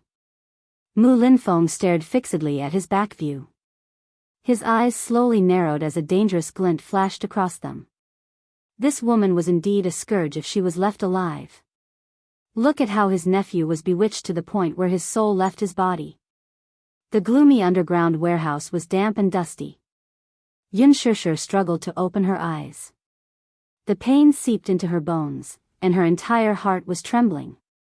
The slightest movement tugged at his wound, causing him to feel an intense pain. Accompanied by a hoarse gasp, in the darkness, a pair of frightened eyes suddenly opened. A beam of moonlight reflected into the eyes, and the pupils suddenly shrank and contracted violently. The incandescent lamp above his head kept swaying, but the surroundings were pitch black. Under the dim light, the lonely shadow pulled at one's heart, making one feel suffocated. After coming back to her senses from the nightmare, the shock in Yun Xianxia's eyes gradually faded, and she slowly regained her focus. In the blink of an eye, her eyes became cold and calm. In the gloomy underground warehouse, there was a faint moldy smell. In the dim light, Yun Shishir's thick black hair draped messily over her shoulders, covering half of her delicate and pretty face. The ends of her hair seemed to be stained with red and sticky blood, and under the cold light, there seemed to be some bruises on her cheeks. Chapter 1142. In the dim light, Yun Shishir's thick, black hair draped messily over her shoulders, covering half of her delicate face. The ends of her hair seemed to be stained with red and sticky blood. Under the cold light, there seemed to be some bruises on her cheeks. Her brows were tightly knitted, and her eyes were tightly shut. There was a trickle of blood at the corner of her lips. She gritted her teeth, and her lips were slightly contorted as if she was trying hard to endure something. Yun Shishir carefully moved her limbs, but she could not move at all since she was tied up. She did not know if it was because she had been tied up for too long, but her entire body was in excruciating pain. Her whole body was so numb that she had lost all feeling. She tried to move her fingers, and a piercing pain made her suck in a breath of cold air. In her nervousness, she looked around with lingering fear, but when she saw the pool of dried blood at her feet, she felt a stab in her heart. Only then did she remember that what happened just now was not a nightmare at all, but that she was still in this terrifying purgatory with nowhere to run. "You're awake." In the darkness, a deep and weathered voice suddenly sounded. Yun Shishir opened her eyes and shifted her gaze. In the dim light, she saw a man. It was a middle-aged man. The middle-aged man was wearing a traditional Chinese suit. Sitting on a chair, he appeared to be in high spirits. However, perhaps due to his old age, his hair had already turned white. His slightly weathered face could be vaguely distinguished from his handsome brows. When he was young, he was probably a distinguished and talented man. His eyes, however, were especially sharp like an eagle's. They were as sharp as an awl and had an extremely frightening gaze. His facial features were somewhat similar to Mu Yaja's. Could he be from the Mu family? This suspicion arose in her mind at first, but as she sized him up more closely, her suspicions were confirmed. The middle-aged man in front of her bore some resemblance to Mu Sheng's. Yun Shishir was startled, but she quickly calmed down. "Who are you?" He. "You don't need to know who I am." The middle-aged man gave her a sinister smile as he sized her up. Inwardly, he was a little surprised. This girl seemed to have quite the guts. If it were any other girl, they would have been scared out of their wits and tears would have flowed down their cheeks. However, at this moment, other than calmness and vigilance, there was not the slightest bit of fear on her face. It had to be said that this was an unusual woman. "You're not afraid of me?" Mu Lianjue could not help but ask, feeling that his authority was greatly reduced in front of her. "Haha. You're not a ghost, what's there to be afraid of?" "Even if it's a ghost, I'm not afraid." Yun Shishir was stubborn in her bones. How could she allow herself to show a trace of weakness in front of him? "Little girl, you're really extraordinary." "Haha." Mu Lianjue chuckled again. Yun Shishir curled her lips coldly. "Mister, you seem to be a big shot. Let me ask you, did you kidnap me and bring me here? What is your purpose? I admit that I'm just a nobody, and I don't remember offending you at all, right?" "You didn't offend me at all. It's just that you have some value to me." Mu Lianjue raised a brow as he tapped the cane in his hand lightly on the ground, making a crisp sound. Chapter 1143. Alarmed, Yun Shishir asked suspiciously, "What are you trying to do?" Mu Lianjue slowly stood up and walked toward her.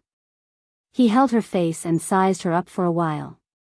Yun Shishir's hands were tied, so she could not resist at all. She could only glare at him fiercely with her cold eyes to express her repulsion. He caught sight of her stubborn and unyielding gaze and smiled. "Young woman, you're really stubborn. You're from the Mu family, aren't you?" Yun Shishir suddenly asked. Mu Lianjue's face froze and his lips stiffened before he blurted out, "Young lady, sometimes, knowing too much isn't necessarily a good thing." Yun Shishir's face, however, turned cold. Her pair of black and bright eyes suddenly shot out a cold glint. He. "What are you saying? Now that I'm in your hands, what good can you expect from me?" Sometimes, knowing when to give in is good for yourself. He. Give in? That depends on the person. What's the point of caring about my attitude toward a wretched and vulgar person like you? Even Mu Lianjue was taken aback by her coldness and unyielding aura. He glared at her with a livid face. If looks could kill, her face would have been pierced through by his glare. Xianxia was not to be outdone, though. She spat at him. This was probably her only weapon now. She cursed under her breath. Get lost, get your dirty hands off me. Mu Lianjue closed his eyes, and a man beside him immediately took out a handkerchief to wipe his face.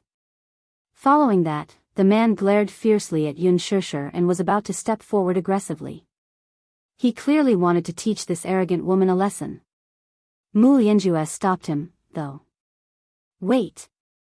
The man was stunned for a moment before saying indignantly, Fourth Master. This woman spoke rudely to you, I'll teach her a lesson. Don't torture her. Just because she's tough doesn't mean that she's tough. Keep her alive, I still have use for her. With that, he turned around and ordered expressionlessly, send the photos to Dishing Financial Group. Remember. Do it cleanly. Yes. Mu Lianjue was about to leave. Xianxia called out to him from behind. Hey. He paused in his steps and turned around. She narrowed her eyes. Don't tell me that you're trying to make use of me to usurp power. Oh. I didn't expect a young lady like you to be so smart. Mu Lianjue's lips curled into a sinister and bloodthirsty smile. Forgive me for being blunt. Xianxia cocked a brow and sneered. It's nighttime now. Don't daydream. He. Mu Lianjue chuckled, but there was anger in his eyes. Let's not talk about whether Mu Yaja will give up his right to inherit the Mu group for me. In my opinion, even if the Mu group is in the hands of an old man like you, without Mu Yaja, it's nothing but a wasteland. Mu Lianjue frowned. There was no need to hide the murderous look in his eyes. Soon, however, he regained his composure. As if he had heard a funny joke, he sneered. Whether the Mu group will be a wasteland in my hands or not, we'll talk about it when you're alive to see it. Chapter 1144. In other words, he intended to kill her. With that, he left with the help of his cane. The heavy shutter door slowly closed, isolating her from the world once more. Xianxia's eyelashes trembled slightly as she sucked in a deep breath of cold air. She did not know how many bones in her body were broken. The wound on her shoulder, which had been split open by the belt, was soaked in salt water. It was excruciating, as if countless poisonous insects were gnawing on it. Every moment, he was being tortured. However, every time she thought of Yu and Xiao Yichen's bright smiles, her will to live rose. Live on. She must live on and never give up on any hope. She clenched her teeth and slowly closed her eyes. Early morning. A servant knocked on the door. Young master, it's time to get up. Yu sat on the bed and got up abruptly. He did not sleep for the entire night. His physical fatigue could not overcome his nervous state of mind. He tossed and turned in bed and kept his eyes open until dawn. Finally, it was 7:15. He changed into his school uniform, packed his bag, and walked out of his room. After pondering for a moment, he walked to Mu Yichen's room. He pushed the door, only to find it locked from the inside. It seemed that Mu Xing had already returned to his room to rest. He looked around until he was sure that no one was around before he gently knocked on the door. Soon, light footsteps were heard from the other side of the door. Mu Yichen knocked on the door 3 times in response. It was a tacit signal between the two children. Mu Yichen, too, could not sleep peacefully the entire night. Even when dawn broke, he was still in a state of panic. Is that you? Xiao Yichen's uneasy voice sounded from the other side of the door. Yes. It's me. The door seems to be locked from the inside. Yu tried again. Sure enough, the door was locked from the inside. I know. Mu Yichen said gloomily, you should be going to school soon. Be careful. Yes. You, too. Yu paused and asked worriedly, are you okay? I'm worried about you. Inside the room, Mu Yichen leaned against the door as his lips curled into a gentle smile. His heart was filled with joy. Don't worry, I'm your brother. It's my responsibility to protect you and Mommy. Yu's lips curved into a faint smile. Don't worry, I will definitely find Mommy. Before that, you have to protect yourself and be vigilant. I'm worried that if you impersonate me, something bad will happen to you. Don't worry about me, you have to be careful too. Yu suddenly heard footsteps coming from the corridor. She immediately said in a low voice, someone's coming. I'll leave first. Yes. Yu hurried to the staircase, but she bumped into Mu Wanru, who happened to be coming upstairs. When Mu Wanru saw him, she couldn't help but smile. She greeted him naturally as usual, Xiao Yichen, you're awake. Yes. I'm awake. Yu rubbed her eyes. She opened her eyes and called out, Mommy. She was extremely reluctant to call out to Mommy. Mu Wanru, however, was stunned. It wasn't because of anything else. It was because Mu Yichen was usually exceptionally cold when he saw her. If she didn't ask him to, he rarely called her Mommy of his own accord. But now, why? Yu noticed that her expression was a little strange. She was worried that if she said too much, she would give herself away. Hence, she said, I'll go downstairs first. Then, she carried her bag and skipped downstairs. Chapter 1145. Mu Wanru furrowed her brows but did not think much of it. Instead, she walked to Mu Yichen's room and turned the doorknob. The door was locked from the outside, so she needed a key. Only then did she feel more at ease. After breakfast, the chauffeur sent Yun Tianyu to school. It was a smooth journey. Yu tried his best to maintain a calm state of mind, so he did not arouse too much suspicion. At the school gate, he confirmed with his peripheral vision that the car had left before he took out his phone and dialed Li Hanlon's number. Agent Li, where are you? I'm at the stationery store's entrance. There's a black Phaeton there. Yun Tianyu shifted his gaze and quickly spotted the Phaeton parked at the stationery store's entrance. He immediately said, drive the car over. Okay. Li Hanlon answered. The Phaeton made a U-turn and steadily stopped beside him. Yu opened the door and got in. Li Hanlon sat in the front passenger seat and looked at him. Only when he saw that he was safe and sound did he slightly relax. Director Yun, I didn't sleep well last night. I was so worried. Yun Tianyu's face only showed a hint of pain when he was in the car. He raised his hand and slowly placed it on his shoulder. The injury there was still a dull pain. His shoulder had been dislocated, and although it had been fixed, but, when the cane hit him, the red carved wooden cane actually cracked. It could be seen how deep the strength of the blow was.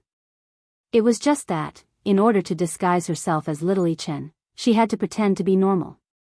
However, in reality, be it carrying her backpack or pushing the car door open, just the slightest movement of her arm would cause her pain to double. He had endured until now and was at his limit. Yu bit his lower lip as his face turned ghastly pale. Only God knew how he had endured until now. Li Hanlon saw his strange expression and his hand covering his shoulder. He could not help feeling anxious. What's wrong? Are you hurt? Yes. I'm injured. He raised his eyes and ordered, let's go back first. Okay. Li Hanlon immediately ordered the chauffeur to drive off. At the same time, he made a call to the private doctor to rush to the villa. The car sped along. Back at Shandy Walk, Yu pushed open the door and walked into the living room. The living room was still in the same messy state as last night. Li Hanlon immediately ordered people to clean up. The red carved wooden cane was still on the ground. He picked it up and looked at it. He saw that there were a few cracks in the middle of the cane. He couldn't help but be startled. The doctor soon arrived. Yun Tianyu, who was sitting on the sofa, could no longer lift his shoulder. The doctor tore a hole in his shirt, revealing his shoulder, which was red and swollen. Heavens! Li Hanlin stood at the side and was stunned by the sight. Originally, the wound had been treated with medicine. However, Yu had stopped applying medicine to her wound since last night because she had changed her clothes. Of course, the consequences of stopping the medicine were quite direct and tragic. Initially, the wound was red and swollen with blood clots. The area where she was hit was swollen with numerous blood spots. It was very frightening. After a night without medicine, the area around the wound was bruised, swollen, and painful. Li Hanlin's eyes were filled with pain when he saw this tragic scene. He could not imagine that Yu had endured such an injury for an entire night. Chapter 1146. Yu did not reply. This was the first time he had seen his wound, too. The situation was critical at that time. When Yu saw Mu Xing raise the cane in Yun Shishir's hand, he instinctively rushed forward to protect his mommy. It was really an instinctive reaction. He did not have much time to think. Before his brain could react, his body had already rushed forward like an arrow released from a bow. At that time, Yu only felt a pain in his shoulder. When the cane hit him, he was in so much pain that his vision turned black and he fainted from the pain. A child's physique was not like that of an adult's. His body was not fully developed and could be said to be very fragile. If it were Mu Yaja's physique, this fight might not be a big deal, but for the slender and weak Yu, this cane dislocated his shoulder. However, he was glad that his reaction was fast enough to rush forward. He did not dare to imagine the consequences of Mu Xing's cane hitting his mommy's head if he had reacted a little slower. At the thought of this, a bone-deep hatred surfaced in Yu's eyes, and his gaze became piercingly cold. The doctor first promoted blood circulation and removed blood stasis before applying a hot compress. The pain during this process was indescribable, but Yu endured it. It was extremely painful. He took a few deep breaths and let out a muffled groan, but he still endured it. In the meantime, he took out a USB flash drive containing the data and documents he had copied. He handed it to Li Hanlin and ordered him to track down the license plate number. Even if the hope was slim, he would not give up on any chance. Yu was worried that Mu Wanra had an ulterior motive for kidnapping his mommy. As for what her motive was, he still had not figured it out. However, her next move should be something else. Yu suddenly pondered for a moment. His eyes flashed as if he had thought of something, and he suddenly stood up. *T, ugh, his movement was so violent that it affected his muscles and bones. He frowned in pain. Yu hugged his shoulders and sucked in a breath of cold air. Li Hanlin saw his nervous expression and asked tentatively, "President Yun, what's wrong?" "I'm worried, Yu suddenly turned around and glared at Li Hanlin. "I'm worried that Mu Wanra's next target will be me." Li Hanlin was stunned for a moment, then smiled and said, "But, CEO Yun, you're safe now. We will protect you, don't worry." Yu frowned. "I'm not worried about me." It was Mu Yichen. Mu residence. Mu Yichen slowly walked to the window and opened the curtain slightly. He looked out and saw that the armed forces guarding the door had changed, but they were still very strict. A black MPV slowly drove into the Mu residence. He recognized it immediately. It was the car that sent him to school. Mu Yichen narrowed his eyes. There was no one in the back seat. It seemed that Yu had successfully escaped. He frowned slightly, but his heart calmed down a little. He returned to the bed and lay down gently. Just as he lay down on the bed, he suddenly heard light footsteps from the corridor. Mu Yichen was startled and opened his eyes immediately. His senses were quite sharp. Therefore, even the slightest movement could be caught by him. Chapter 1147. The door was suddenly opened by a servant, and Mu Wanru followed closely behind. She was dressed in a suit with a coat draped over her shoulders. She looked elegant and poised. She glanced at him from the corner of her eyes and casually ordered, "Everyone, leave. Let me talk to this child alone." "Yes, young madam." The servant lowered her head and respectfully retreated from the room. Following the sound of the door closing, only the two of them were left in the room. Mu Yichen looked at her warily and involuntarily retreated slightly. It was not until his back was against the back of the bed that he raised his head to meet her eyes. Mu Wanru lowered her head to look at him as well. Of course, she did not know that the two little guys had unknowingly swapped identities and that the one sitting in front of her was Yun Tianyu. Thus, she walked to the bedside and sat down sideways. Her eyes slowly focused on him. Mu Yichen was not afraid of her scrutiny.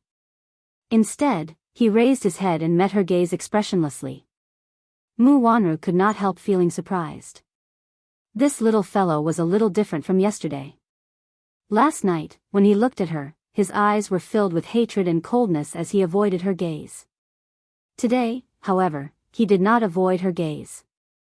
Not only did he not avoid it, but he also met her gaze head-on. His eyes were like cold stars, and his gaze was like a torch. She inched closer to observe him from a close distance. She could not help marveling inwardly. These two little guys really looked alike. It was as if they were carved from the same mold. Even if she tried to discern them carefully, she could not tell who was who. They really looked alike. Mu Wanru's red lips curled up slightly as she slowly asked, "I heard that your name is Yun Tianyu? It's not your place to ask what my name is it?" Mu Yichen snorted, clearly not giving her any face. His cold reply, however, was within Mu Wanru's expectations. She smiled, her red lips slightly curled. It was a strange smile, but because of the cold curve of her lips, it added a sense of eeriness. "You little fellow, your face is so tender and cute, but your little mouth is so hard. You're just as despicable as your mother." Mu Yichen's eyes flashed with anger. For the first time in his life, he deeply understood what it meant to say that nothing good can come out of a dog's mouth. This woman was a typical example. A layer of coldness floated on his face.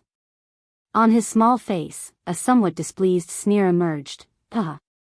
Despicable? Who was the despicable one here? Why don't you take a good look at yourself?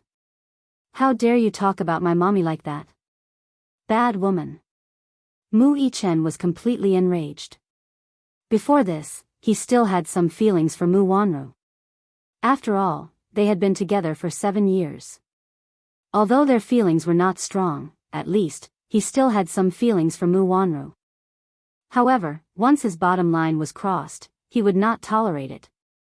Mu Yichen also deeply understood that there were two sides to a person. What was on the surface and what was on the inside. If he had not swapped identities with Yu, he really would not have thought that Mu Wanru's true colors were so disgusting. For a moment, the last bit of affection he had for Mu Wanru was completely washed away, as if it had been attacked by a flood. Chapter 1148. In response to his words, Mu Wanru did not get angry. Instead, her red lips parted to reveal her white teeth. Mu Yichen saw this smile and found it extremely eerie. This involuntarily reminded him of a certain Disney animation where the supervillain had a vicious stepmother. When she smiled, it was also disgusting. What a hateful face. Mu Yichen sighed inwardly. While he was silently criticizing her, Mu Wanru spoke again. "I didn't expect you to be so protective of your mommy at such a young age. He. You're a filial child." Mu Yichen raised a brow. Her words were like looking at flowers in a fog. For a moment, he did not know what she was trying to say. However, she suddenly asked, "Do you want to see your mommy?" Hearing this, Mu Yichen's eyes narrowed and his voice deepened. "Where is she?" Mu Wanru smiled coldly with a smug and arrogant expression on her face. "You don't need to know where she is. If you want to meet her, I'll bring you there." Mu Yichen opened his mouth to speak but hesitated. His eyes slowly narrowed, and he could not help taking a few more glances at her. Of course, he wanted to go. Because he was worried about his mommy, he could not sleep the whole night.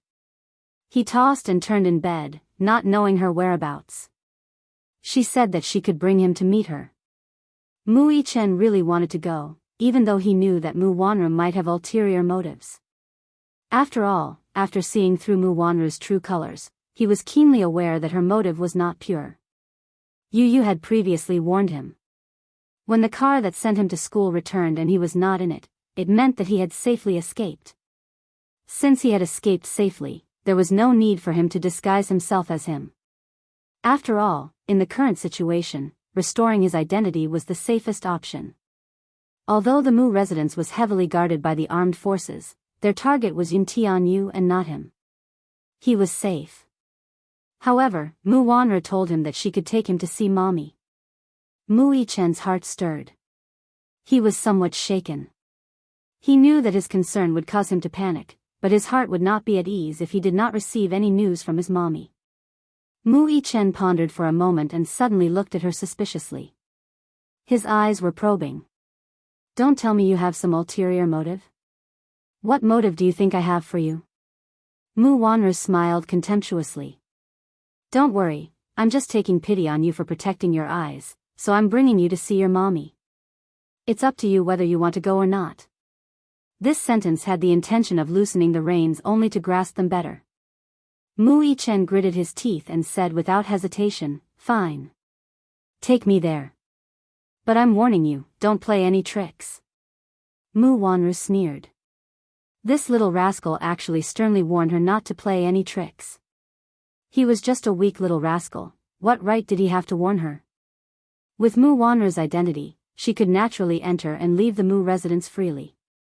It was not difficult for her to bring Mu Yichen out of the residence without anyone noticing. The car was very far away from the Mu residence.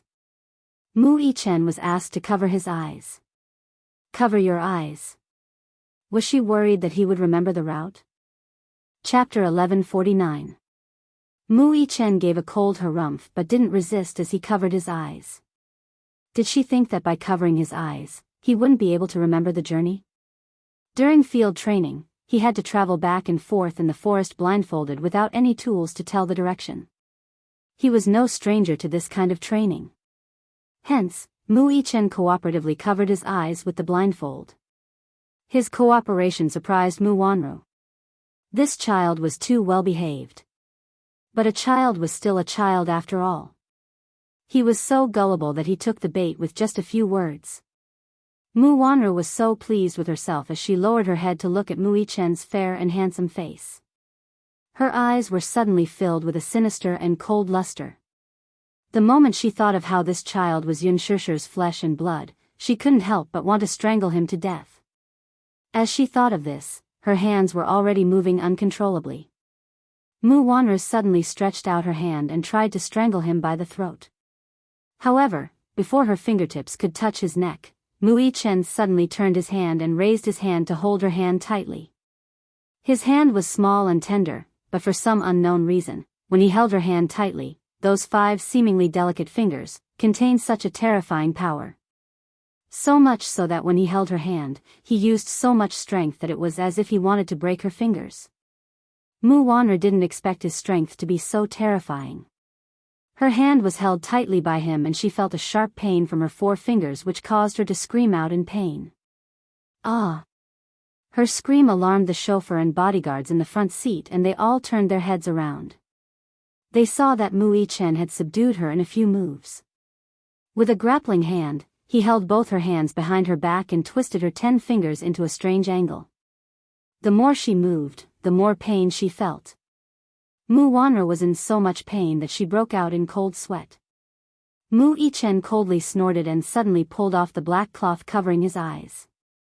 He coldly said, I remember that I warned you not to play any tricks. His voice was cold and deep, and his pair of beautiful black and white eyes revealed a bit of killing intent. You, let go. Mu Yichen sneered and twisted the black silk cloth around her hand. The way he tied her up was a standard grappling technique. The knot was not a traditional dead knot. The more she struggled, the tighter the knot was. Mu Wanru shouted coldly, What are you waiting for? What are you waiting for? Just as she finished speaking, Mu Yichen was 1 step ahead of the bodyguard in the front passenger seat. The moment the bodyguard pulled out his gun, Mu Yichen reached out and snatched the gun away in half a second. With a flip of his hand, he held the gun in a reverse grip and quickly loaded it. The gun was ready for battle. Mu Yichen pressed the muzzle of the gun against Mu Wanru's temple. The cold and dark hole in the wall emitted a cold air. The moment the muzzle was pressed against Mu Wanru's forehead, her entire body stiffened. The bodyguard she hired was from an international security company. He was a professional with a strong physique and quick reflexes. In the blink of an eye, he actually let a child gain the upper hand. Furthermore, he was a weak 7-year-old child. Mu Wanru could not help but curse angrily, "Trash! Are you trash? You can't even deal with a 7-year-old child?" Chapter 1150. Mu Wanru ignored him and said angrily again, "What are you waiting for? Do you need me to teach you what to do?" However, the bodyguard didn't dare to make a move since the person was in Mu Yichen's hands. He only stared at Mu Yichen's hands, but he had some doubts in his heart. This child's hand gestures when holding a gun were so accurate.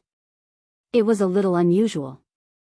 Mu Wanru saw that the bodyguard was still in a daze and couldn't help but say angrily, "What are you waiting for? Why aren't you taking the gun?" Mu Yichen sneered and glanced at the bodyguard from the corner of his eyes. It was as if he was trying to ask with his eyes, "Do you dare to take the gun from me?" Mu Wanru glanced at Mu Yichen from the corner of her eyes. She was certain that a 7-year-old child wouldn't dare to shoot and kill. With such a fearless thought, she urged again, "Why aren't you doing it? You're a good-for-nothing. Are you really worse than a 7-year-old child?" The bodyguard gritted his teeth and kept quiet for a while. Suddenly, he pounced on Mu Yichen. His movements were extremely fast. In the blink of an eye, his body was about to press down on Mu Yichen. However, Mu Yichen's reaction was faster than his. He lifted his leg and kicked at the bodyguard's chest. Such a big man with a strong physique was kicked back to his original position. He didn't waste any more time and raised his hand. Bang! A silenced gunshot rang out in the car. A bullet was shot at close range and penetrated the man's chest. The bullet then hit the windshield of the car and exploded into pieces. As it was shot at close range, the power of the bullet was almost explosive. It blasted a bloody hole in the man's chest. A line of blood splattered out. It splattered all over Mu Wanru's face. At the same time, it also splattered all over the chauffeur. The chauffeur was petrified as if he had been struck by lightning. The car suddenly braked and stopped at the road junction. At that moment, the car had just passed through the downtown area.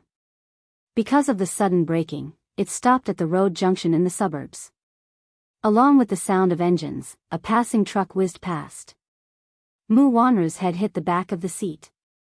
After the car came to a steady stop, her body returned to its original position. Her entire face was in a state of extreme shock. His eyes bulged out of their sockets as if he couldn't believe what had just happened.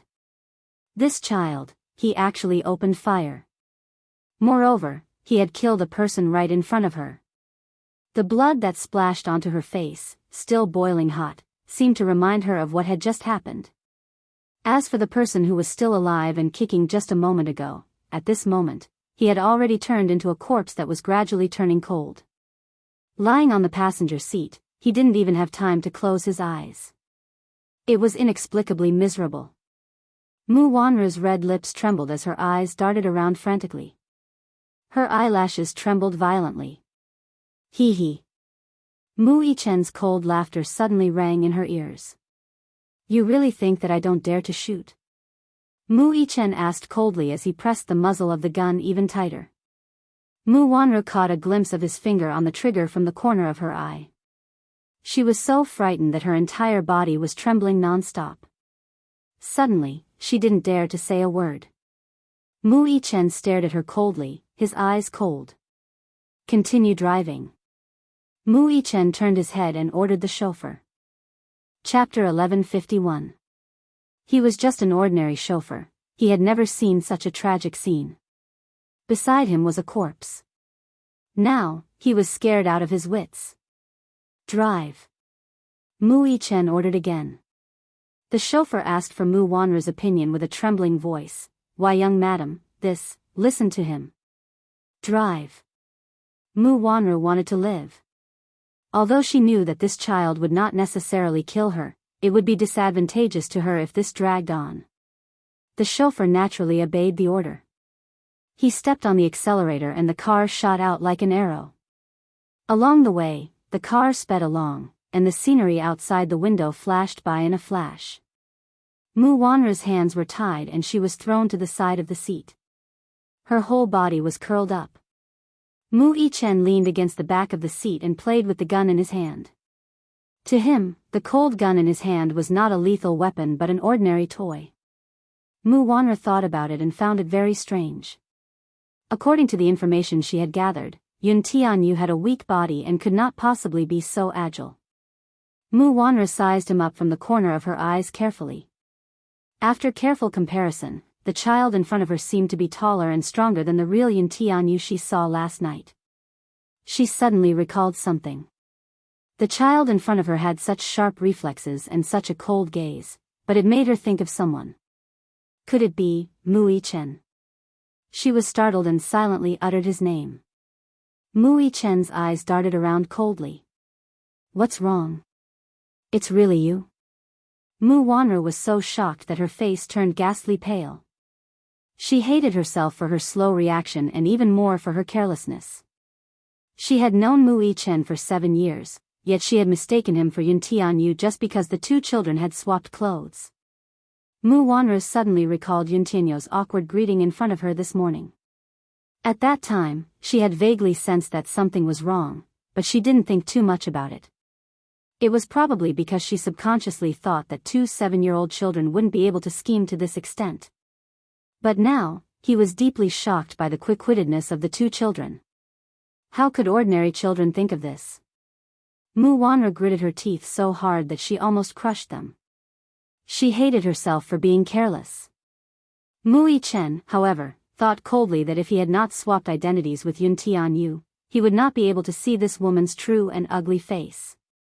The car drove to Kongzhuang Bridge when the phone suddenly rang. It was from Mu Wanru's bag. Mu Yichen opened her bag and took out her phone, only to see an unknown number on the screen. He frowned and cast a sidelong glance at her. Who's calling? Mu Wanru remained silent. Mu Yichen twisted one of her fingers and broke it. The pain of the dislocated bone caused Mu Wanru to scream. The driver was startled by the sudden scream and broke out in a cold sweat. The car swerved slightly. Mu Wanru broke out in a cold sweat. It's probably fourth uncle. Answer it. Mu Yichen put the phone to her ear and warned coldly, don't say anything else. Answer the call the way you should. Got it? I'll remember it. Chapter 1152.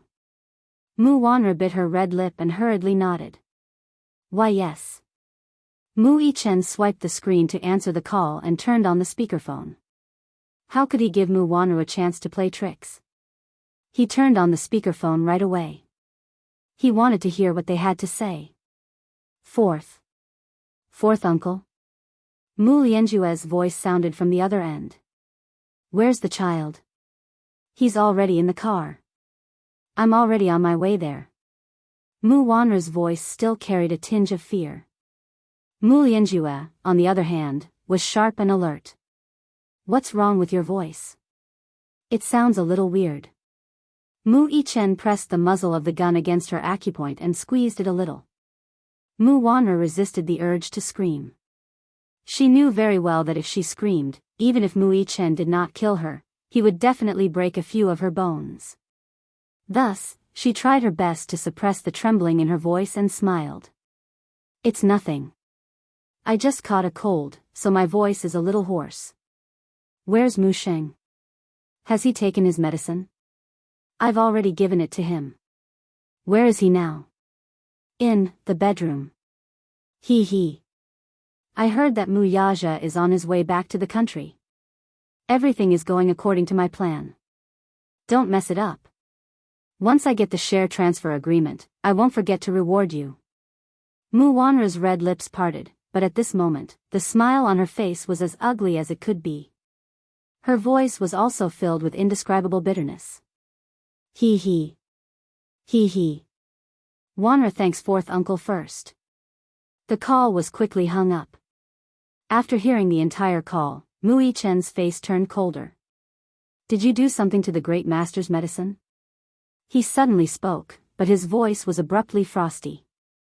In an instant, the car seemed to be in an ice cellar. It was bone-chilling. Mu Wanru pursed her lips and nodded slightly in tacit agreement. Then, she tried her best to emphasize, I was also forced to do so. I don't want to hurt Grandpa. Do you think I'll believe you? Mu Yichen loaded the gun and asked, what is your purpose? Speak. It's not me, no matter what your motive is. Why did you kidnap my mommy? With the muzzle pressed down, Mu Wanru could even feel the cold air coming from the gun hole. She was so scared that she screamed, I'll talk. Speak. Mu Wanru licked her dry lips and told her everything about Mu Lianjue's plan. It turned out that Mu Lianjue's ambition was to take over the majority of the Mu Group's shares. Currently, he did not hold much of the company's shares, only 8%. Thus, even though he was a member of the Mu family, his seat and speaking rights on the board of directors were extremely weak. Hence, he became a little ambitious. He did not care for the position of the Mu family's head. What he wanted was the 70% shares in Mu Yaja's hands. 70%. Just think about it. Even if Mu Lianjue eventually became the head of the Mu family, Mu Yaja still held the majority of the shares in the huge Dishing Financial Group. In the end, the entire Dishing Financial Group was under Mu Yaja's control. Even if he became the head of the Mu family, he did not have much say in the company's business. Chapter 1153. Using Yun Shishir and Yun Tianyu to force Mu Yaja to hand over all his shares. This move could be said to be extremely ruthless. Alas, Mu Wanru still had a trick up her sleeve. She did not mention that even if Mu Yaja handed over his shares, Mu Lianjue might not let Yun Shishir and Yun Tianyu off. The mother and son's final outcome was a dead end. There was no room for negotiation. Mu Yichen turned pale with fright when he heard this. This game of chess was really well played. If he forced his father to hand over the Mu Group's shares, his father would fall to the bottom of the valley overnight and be smashed to pieces. This Mu Lianjue was truly a wolf with a terrifying ambition. Where is mommy hidden? Mu Yichen pressed again. Mu Wanru shook her head. I don't know. Mu Yichen's eyes flashed with anger as he punched her in the face. You really don't know? Don't try to lie to me, aren't you bringing me to mommy now? Mu Wanru howled in pain. She was so frightened that tears fell from her eyes as she cried, I really don't know. That place is in the middle of nowhere.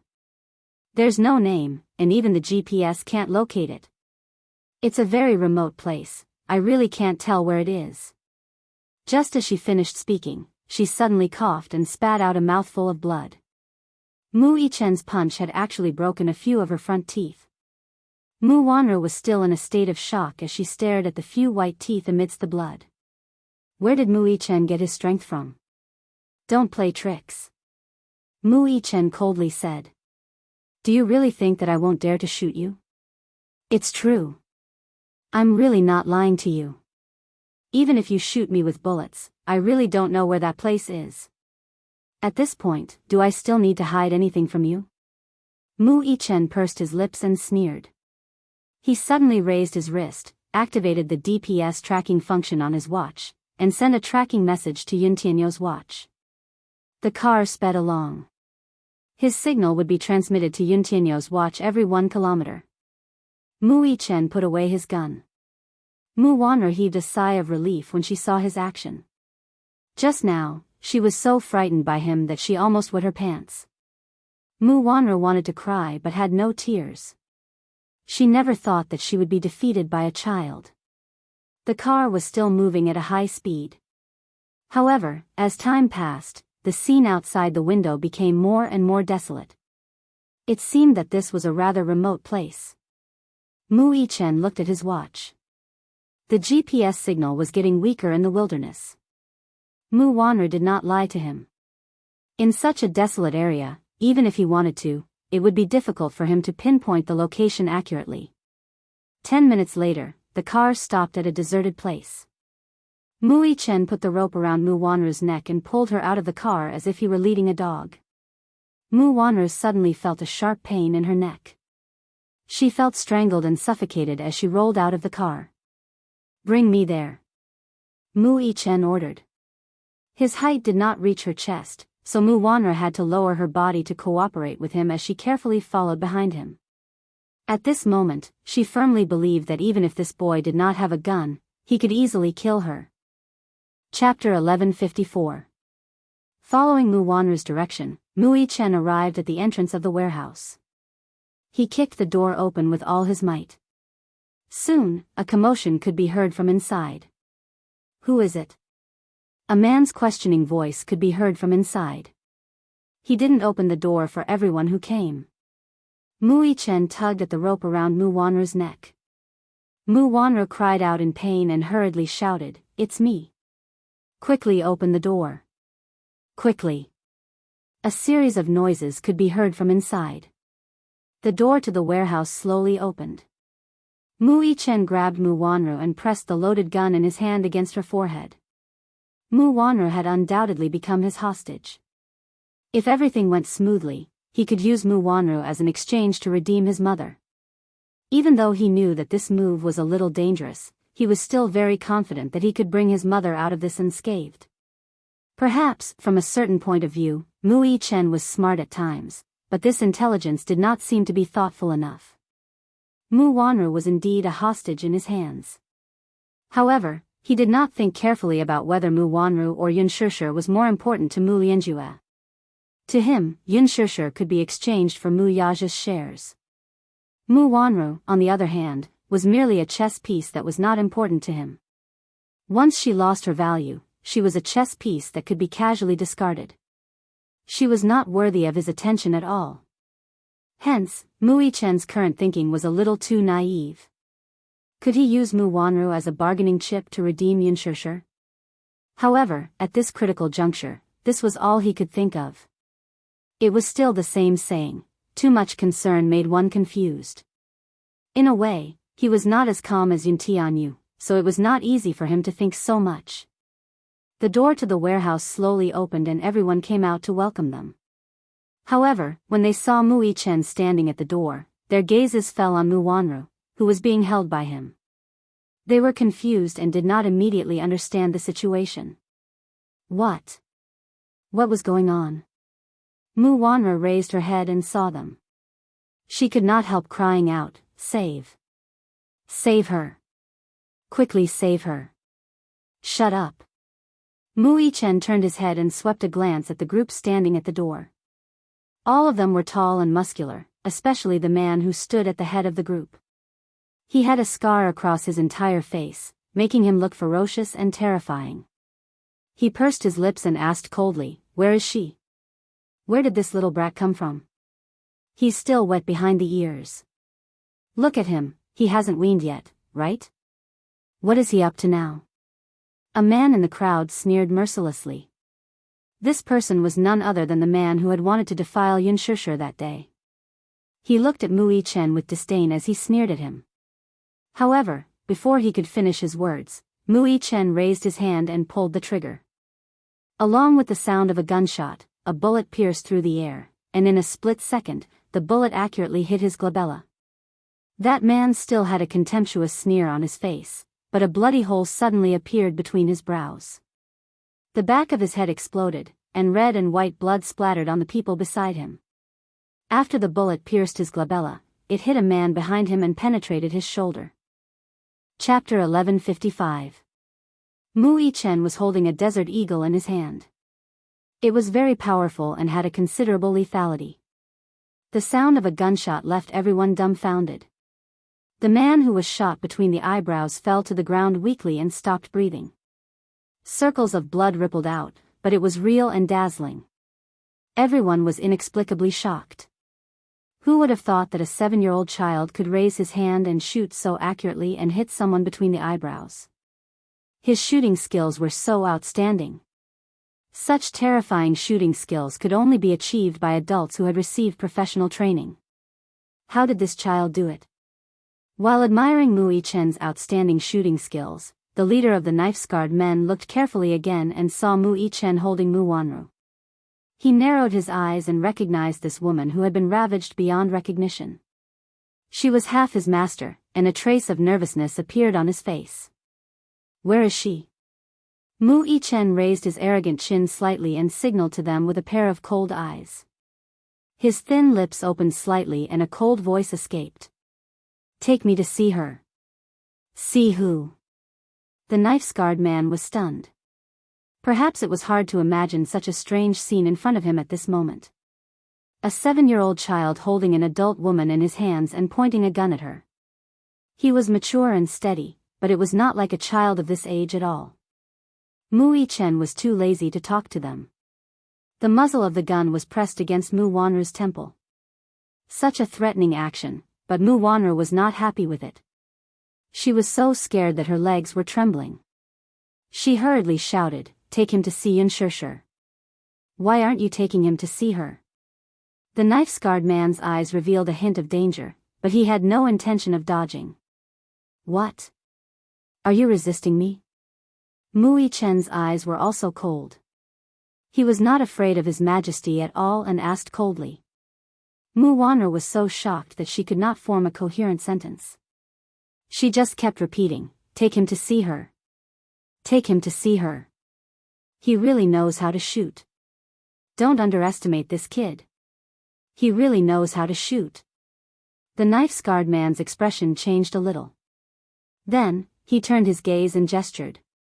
The crowd slowly opened up a path. Mu Yichen, on the other hand, was very vigilant. He coldly swept his gaze over the crowd and coldly said, "Throw away all your spears, sticks, and knives." Everyone immediately threw their weapons aside and kicked them far away. Mu Yichen scanned the area again and sneered. He quickly raised his wrist and pulled the trigger. The bullet whizzed through the air and hit the pistol that the scarred man had carefully hidden. Pang! Sparks flew in all directions from the friction of metal. He threw the pistol on the ground as if it was scalding his hand. There was a bloody mark on his palm. It was grazed by the whistling bullet. This child, how extraordinary! He secretly sighed in his heart, but he never expected that this child not only had good marksmanship, but also extremely sharp observation skills. Do I need to repeat the names of the others? Mu Yichen pointed the gun at another man who looked uneasy. You, in your pants, gun. The man quivered. Then, as if he was throwing away a hot potato, he took out the pistol hidden in his pants pocket and threw it aside. When the others saw this, they also threw away their hidden guns and ammunition far away. Are you satisfied now? The knife-scarred man said fiercely. He seemed to be gnashing his teeth. Chapter 1156. Mu Yichen narrowed his eyes. Only after confirming that there were no more lethal weapons on them did he slowly walk up to them. The tip of his toe hooked the gun that the scarred man had just thrown to the ground and caught it. You, bring me there. The rest of you, get lost. Mu Yichen gave his order again. Everyone looked at each other, but the scarred man sneered. All of you, get lost. Do you hear me? Thus, the rest moved to the side. Only then did Mu Yichen walk up and point at the scarred man. Bring me there. I'm warning you, don't play any tricks. He. You little rascal, you're so powerful, how would I dare to play any tricks? The scarred man said this, but it was unclear whether it was sarcasm or mockery. If Yun Tianyu were present at this moment, he would definitely have more considerations. For example, with Mu Lianjue's means and power, why would he only assign this mob to guard an important person? There should be a large group of armed men around. Alas, Mu Yichen did not think so much. He was anxious to see Xianxia, so he did not think about why there were only a few ruffians guarding such a huge warehouse. He followed the scarred man inside.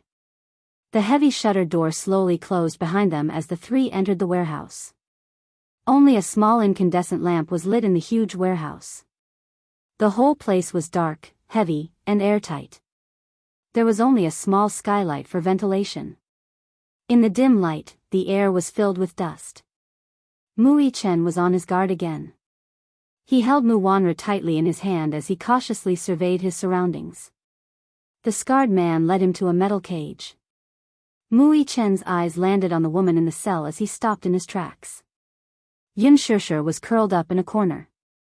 Her white dress was stained with mottled bloodstains, which bloomed like a conspicuous and glaring thistle. Some of the bloodstains looked fresh and bright red. Some of the bloodstains were dark. At this moment, her originally jet-black hair hung messily on her shoulders, like seaweed mixed with sand. Her originally fair and flawless face was mixed with blood and salt water, and her wet bangs clung to her cheeks, making her look battered and exhausted. Her hands were chained to the cage, and it was difficult for her to break free. However, her slender arms were so weak and boneless that they seemed to be about to be broken the next moment. Beside the cell stood 2 soldiers in military uniforms. They were fully armed, and their expressions were cold and stern. They stood upright. Mu Yichen's dark pupils violently when he saw this scene. Anger flashed across his face as he raised his gun, grabbed Mu Wanru's hair, and pointed it at her eyebrows. "Is it you? Are you the one who tortured her?" Mu Wanru's face was filled with horror as she hurriedly cried for help. "Don't. Help. Help.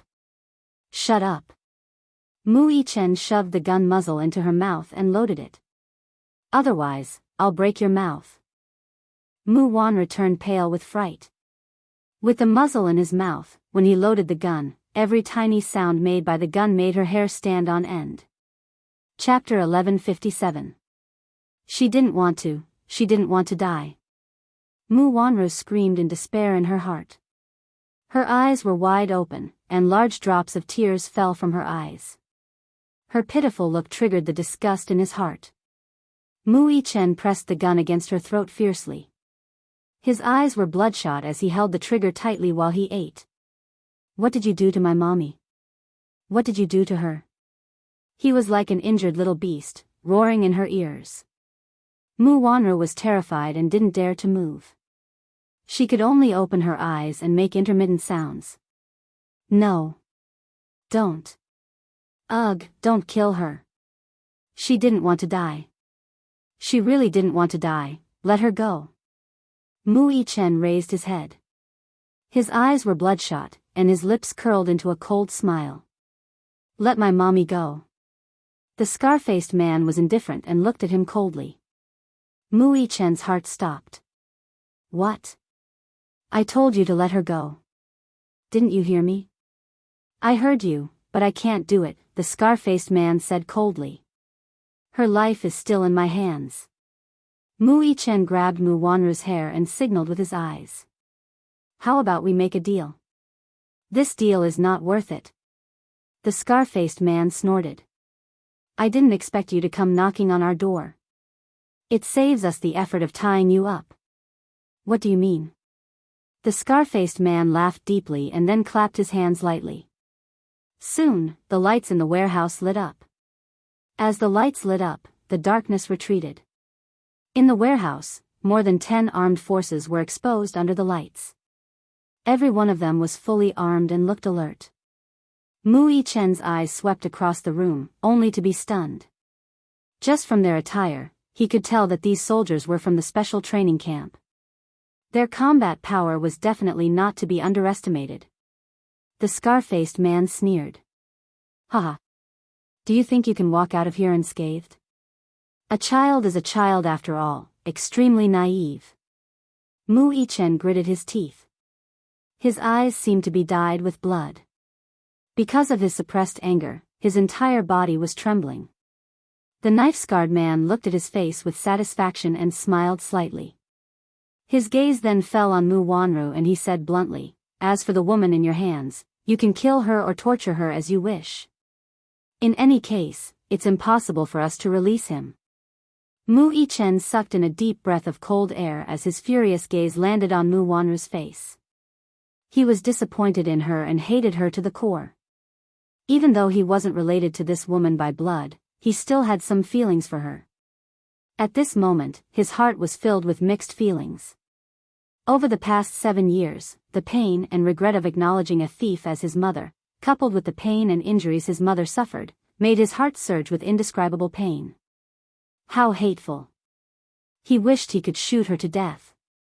Mu Yichen pressed the muzzle of the gun against her forehead and was about to pull the trigger when Mu Wanru screamed and cried, "Don't kill me! Don't kill me! Xiao Yichen, do you really have the heart to kill me?" Chapter 1158. Don't! Mu Wanru screamed again. Her shrill voice reverberated in the warehouse. Mu Yichen's lips were cold, but his fingers were trembling on the trigger. Mu Wanru put down her pride and begged, "Don't kill me. I'm your mommy. I'm your mommy," Mu Yichen shouted, "Shut up. You're not my mommy." Mu Wanru's face froze for a moment before her lips curled into a bitter smile. "Yes, sir. Yes. You're not my biological child. But do you know why? It's because Mu Yaja lied to me. Your daddy lied to me and said that I'm infertile. He lied to me so bitterly, that's why I hate him so much. That's not an excuse for you to hurt my mommy. Listen to me. Listen to me." Mu Wanru tried to calm him down and said in a gentle voice, "Xiao Yichen, don't you remember? When you were born, I was the one who held you in my arms. Not her." Mu Yichen was stunned, and his eyes flickered. Mu Wanru saw a hint of wavering in his eyes and was secretly delighted. She put on a pitiful look and said tearfully, "When you first learned how to walk, you always fell down. You've been very resilient since you were young. Even if it hurts, you won't cry and will hold back your tears. I was the one who held you in my arms and comforted you over and over again. Have you forgotten?" He never forgot. He had a conscience, so he admitted that although Mu Wanru didn't treat him like her own, she took good care of him. "When your daddy sent you to the special training camp, I always stood up and objected. It was because I couldn't bear to see you suffer and get hurt. Every time I saw you come back with injuries, I would cry. Have you forgotten?" Mu Yichen shut his eyes abruptly, but he quickly opened them again. There were some emotions struggling in his eyes. "You were just putting on a show. Shut up. Stop talking. Good. Even if it's just a show." Mu Wanru paused for a moment before continuing her persuasion. "Even if Mu Lianjue instructed me to kidnap you and force Mu Yaja to give up the Mu Group's shares, I still couldn't bear to do it to you despite having so many opportunities. Was this also a show? In order to protect you, I didn't hesitate to offend. Shut up. Although we aren't related by blood, I really have feelings for you. Don't you? You don't have it? Shut up." Mu Yichen was on the verge of collapse, and his expression was one of struggle. Mu Wanru saw the opportunity and suddenly broke free from his grip. She turned around and ran towards the scarred man in a sorry state. Bang! A gunshot rang out. Mu Yichen subconsciously raised his wrist and fired a shot at her. No matter how Mu Wanru played the family card and begged him to be merciful, he subconsciously realized that if he didn't get rid of her, who knew what kind of harm his mother would suffer if she fell into her hands again? He subconsciously fired a shot at her. However, because he was distracted, he did not aim properly. The bullet whizzed through the air and penetrated her abdomen. Seeing this, Mu Yichen gritted his teeth and raised his hand again. He aimed at the back of her head, wanting to give her another shot. "Stop!" The scar-faced man shouted coldly as he stood in front of Mu Wanru. Chapter 1159. Mu Yichen sneered. He was not at all afraid of the crisis before him. The scar-faced man, however, signaled him with his cold eyes. Mu Yichen looked in the direction he was hinting and saw 2 soldiers walking toward the cell. They raised their pistols and aimed them at Yunshirshi's temple. She, who was unconscious, did not know what kind of danger she was in. Her head was still lowered, and she did not feel anything. "Put down the gun."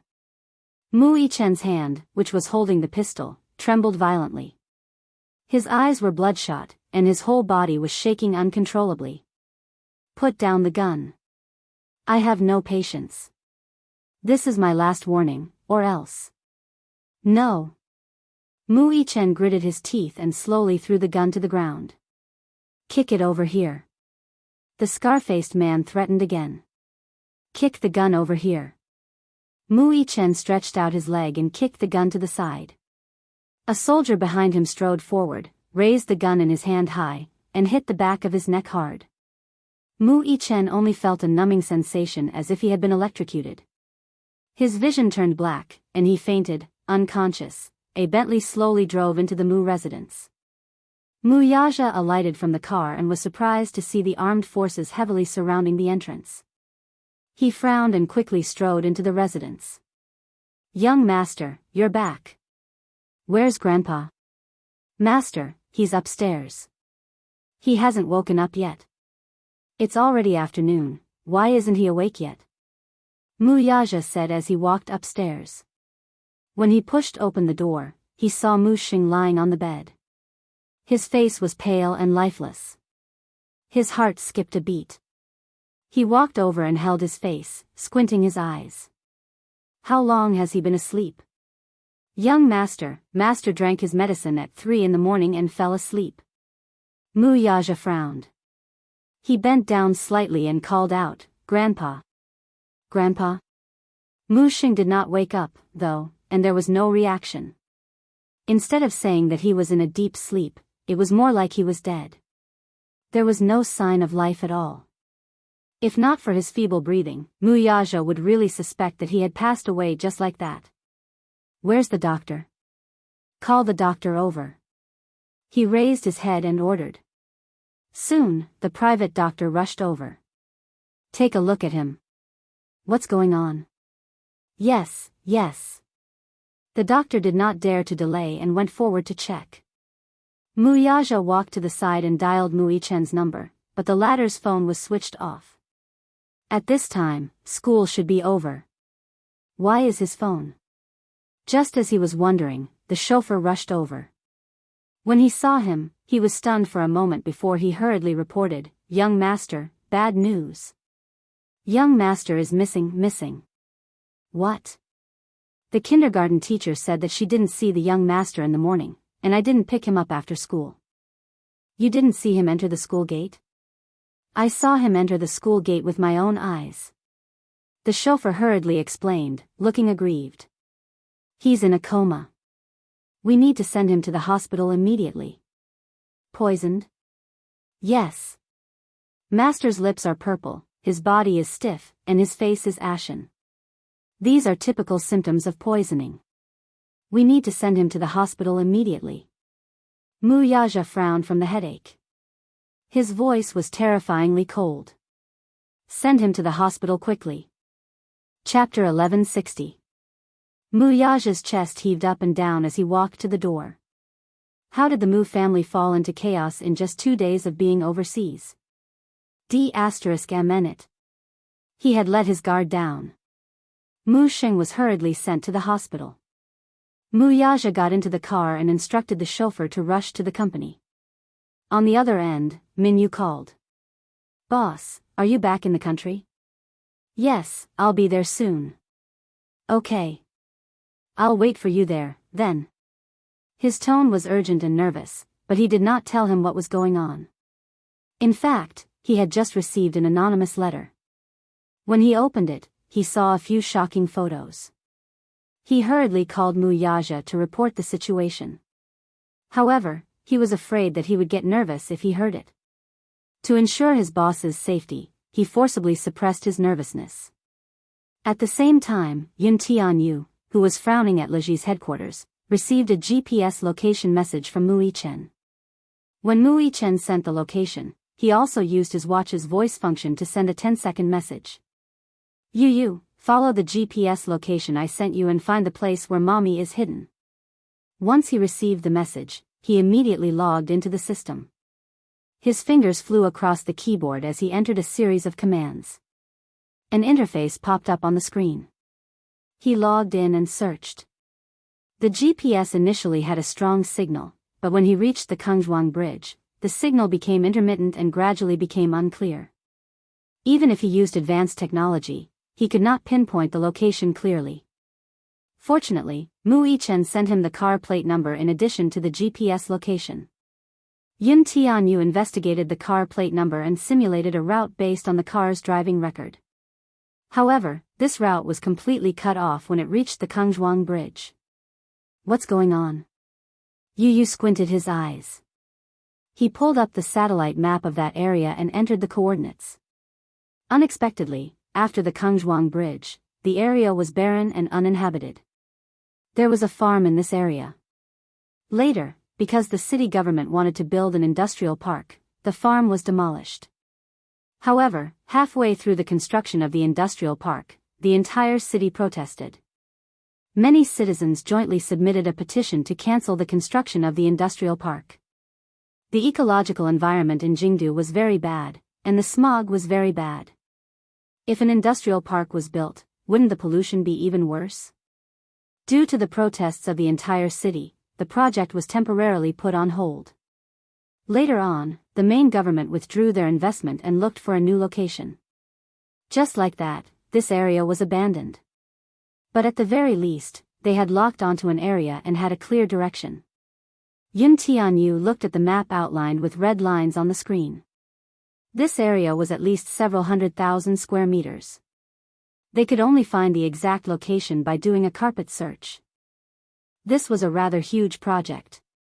Director Yun. Li Hanlin knocked on the door and entered. Yun Tianyu raised his head with a frown. What's wrong? He said slowly, the mercenaries sent by the Hurricane Group have arrived in the capital. All right. Take me there. Just as Yun Tianyu stood up, Li Hanlin suddenly said in a low voice, this time, Hurricane Group has sent another person. Who? The chief commander of Hurricane Group, Gong Jia. Chapter 1161. Hurricane Group was a familial arms group. Its three chief commanders, Gong Jia, Ji Yanxi, and Ilan, were all legendary figures. Gong Jia, in particular, was one of them. He was the core member of Hurricane Group's top management. He was in charge of the arms market in North America and Europe and was fully in charge of the European market. He was a very decisive person. It was said that Gong Jia was the crown prince of Hurricane Group. His father, Gong Xiaoying, was the founder of Hurricane Group. He used to be a smuggler and was now the king of arms who controlled half of the arms market. Gong Jia was only 12 years old when he made his debut. To train him, Gong Xiaoying put the North American market under his name. In just 3 years, he had become a formidable figure. Now, he was in his 20s, but with his cold and unique methods, he was already the leader of Hurricane Group. He was also the core member of Hurricane Group's Daoist project. He had a group of super powerful mercenaries under him. Mercenary Paradise, which was under Hurricane Group, was also established by him. He was quite a legendary figure. Yun Tianyu frowned slightly. Was he not in charge of the European market? Why was he here? He could not help feeling puzzled. Seeing his puzzled expression, Li Hanlin raised his brows and smiled. It's probably because the Hurricane Group wants to probe Mr. Yun's background. That's why they sent such a big shot here. Where are they now? Li Hanlin answered in a low voice, Mazel Private Airport. Let's go. His lips curled into a nonchalant smile. I'll go meet this rumored big shot. Mazel Private Airport. When Yun Tianyu and Li Hanlin arrived, an armed transport plane was already parked at the airport. More than 10 mercenaries alighted from the plane. They were tall and burly, and were fully armed. Just as Yun Tianyu stepped out of the car, he heard the sound of a helicopter's propeller cutting through the air above him. He raised his head and saw an armed helicopter slowly hovering in the air a few times before landing steadily on the tarmac. The cabin door opened, and 5 mercenaries walked out one after another. After a while, a young man in a military windbreaker slowly walked out of the plane. Yun Tianyu looked over. In the fierce wind, the young man was wearing a snow-white military windbreaker. His sleeves were fluttering in the wind. His white military suit made him look tall and straight. This person seemed to be very fond of the color white. With a white military cap, a white military jacket, and snow-white military boots, he looked very handsome. The man slowly raised his face, and a handsome face fell into his eyes. Initially, he thought that Gong Jia was of European descent. However, she did not expect him to be an Asian man. She had a head full of neat and tidy silvery hair, and her face was as thin as a knife. Especially the curve of her lower jaw, it was so beautiful that it looked like a fine brushwork. The man had a face that seemed to be exquisitely sculpted. His facial features were exquisite and well-defined, as if they were carved by a knife. His eyebrows were handsome, and his eyes were like cold stars. His eyebrows and eyes were extremely beautiful. His long and narrow eyes revealed a bit of evil and arrogance. His black and white eyes were clear, without any impurities. They were as elegant as an ink painting. Chapter 1162. The man was unexpectedly young. From his facial features alone, one could tell that he was in his early 20s. He had the handsomeness and cleanness of a young man. Even if it was a man, he would probably be deeply impressed by this beauty that had nothing to do with gender. Even though his handsomeness was in between the sexes, with a hint of androgynous feminine beauty, his beauty was destructive. His deep-set and perfect facial features, as well as his elegant bearing, especially his every frown and smile, revealed his extraordinary aristocratic temperament. He even had the demeanor of a king who looked down on all living things. This kingly demeanor could be seen from his appearance. It was as if he was the ruler of the world. It was natural.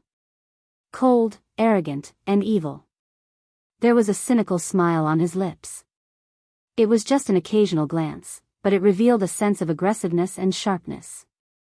Yin Tianyo's gaze slowly landed on his face, and he was secretly shocked. A hint of surprise surfaced on his face. What surprised him was that this man's features were shockingly similar to Yun Shishir's. His eyes, in particular, were 70% similar. The difference, however, was that Yun Shishir's eyes were beautiful and charming, while his were devilish and wild. His brows furrowed deeply, and he could not help but suspect the man's identity.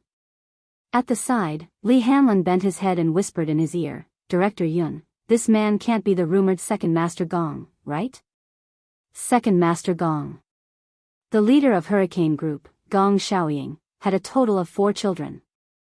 Gong Jia, on the other hand, was ranked second, so everyone respectfully addressed him as Second Master Gong. Yin Tianyu narrowed his eyes and said in a low voice, "I've never seen Gong Jia's real appearance." As the core figure of Hurricane Group, few people knew of Gong Jia's real appearance, but judging from this man's extraordinary demeanor, he was most likely Second Master Gong himself. The two groups of people gathered together. Sure enough, this man in white military attire was none other than Gong Jia himself. Gong Jia and Yin Tianyu looked at each other. The two of them stood facing each other. Gong Jia sized up the little munchkin in front of him who only reached his waist with interest. For a moment, he couldn't help but find it interesting. Thus, he elegantly squatted down, his beautiful and deep eyes looking deeply at the little munchkin. In the depths of his dark eyes, there was a flash of surprise. He couldn't help but smile as he slowly extended his hand. "I didn't expect the legendary military genius to be only 6 years old." Gong Jia's lips curled into a smile. "Yin Tianyu?" If he remembered correctly, it should be this name. Recently, Gong Jia had been handling a batch of arms orders in the North American market. However, he received news from the headquarters that the legendary genius youth was going to officially join the Hurricane Group. Therefore, he conveniently came to pay his respects to him. Who exactly was this genius who was rumored to have been invited to participate in the development of the Heavenly Eye project at the age of 6? However, when he saw it with his own eyes, the genius who participated in the Hurricane Group's Heavenly Eye development plan and proposed to monopolize the military by controlling the air power was really only 6 years old. It was really an eye-opener for him. Yin Tianyo's eyes drooped slightly as they fell on Gong Jia's outstretched hand. His fingers were fair and slender, and his fingertips were as beautiful as jade. He slowly reached out his hand and shook it with him. Yu raised his eyes and smiled elegantly. "I didn't expect the rumored chief commander of Hurricane Group to be so young." However, I have to remind you of something. Chapter 1163. I've already passed my 7th birthday, Yu corrected. So, strictly speaking, I'm already 7 years old. Gong Jia was speechless. This lad, he even knew how to have a dry sense of humor. Yun Tianyu and Gong Jia shook hands and sized each other up at the same time. Gong Jia's gaze was a little judgmental.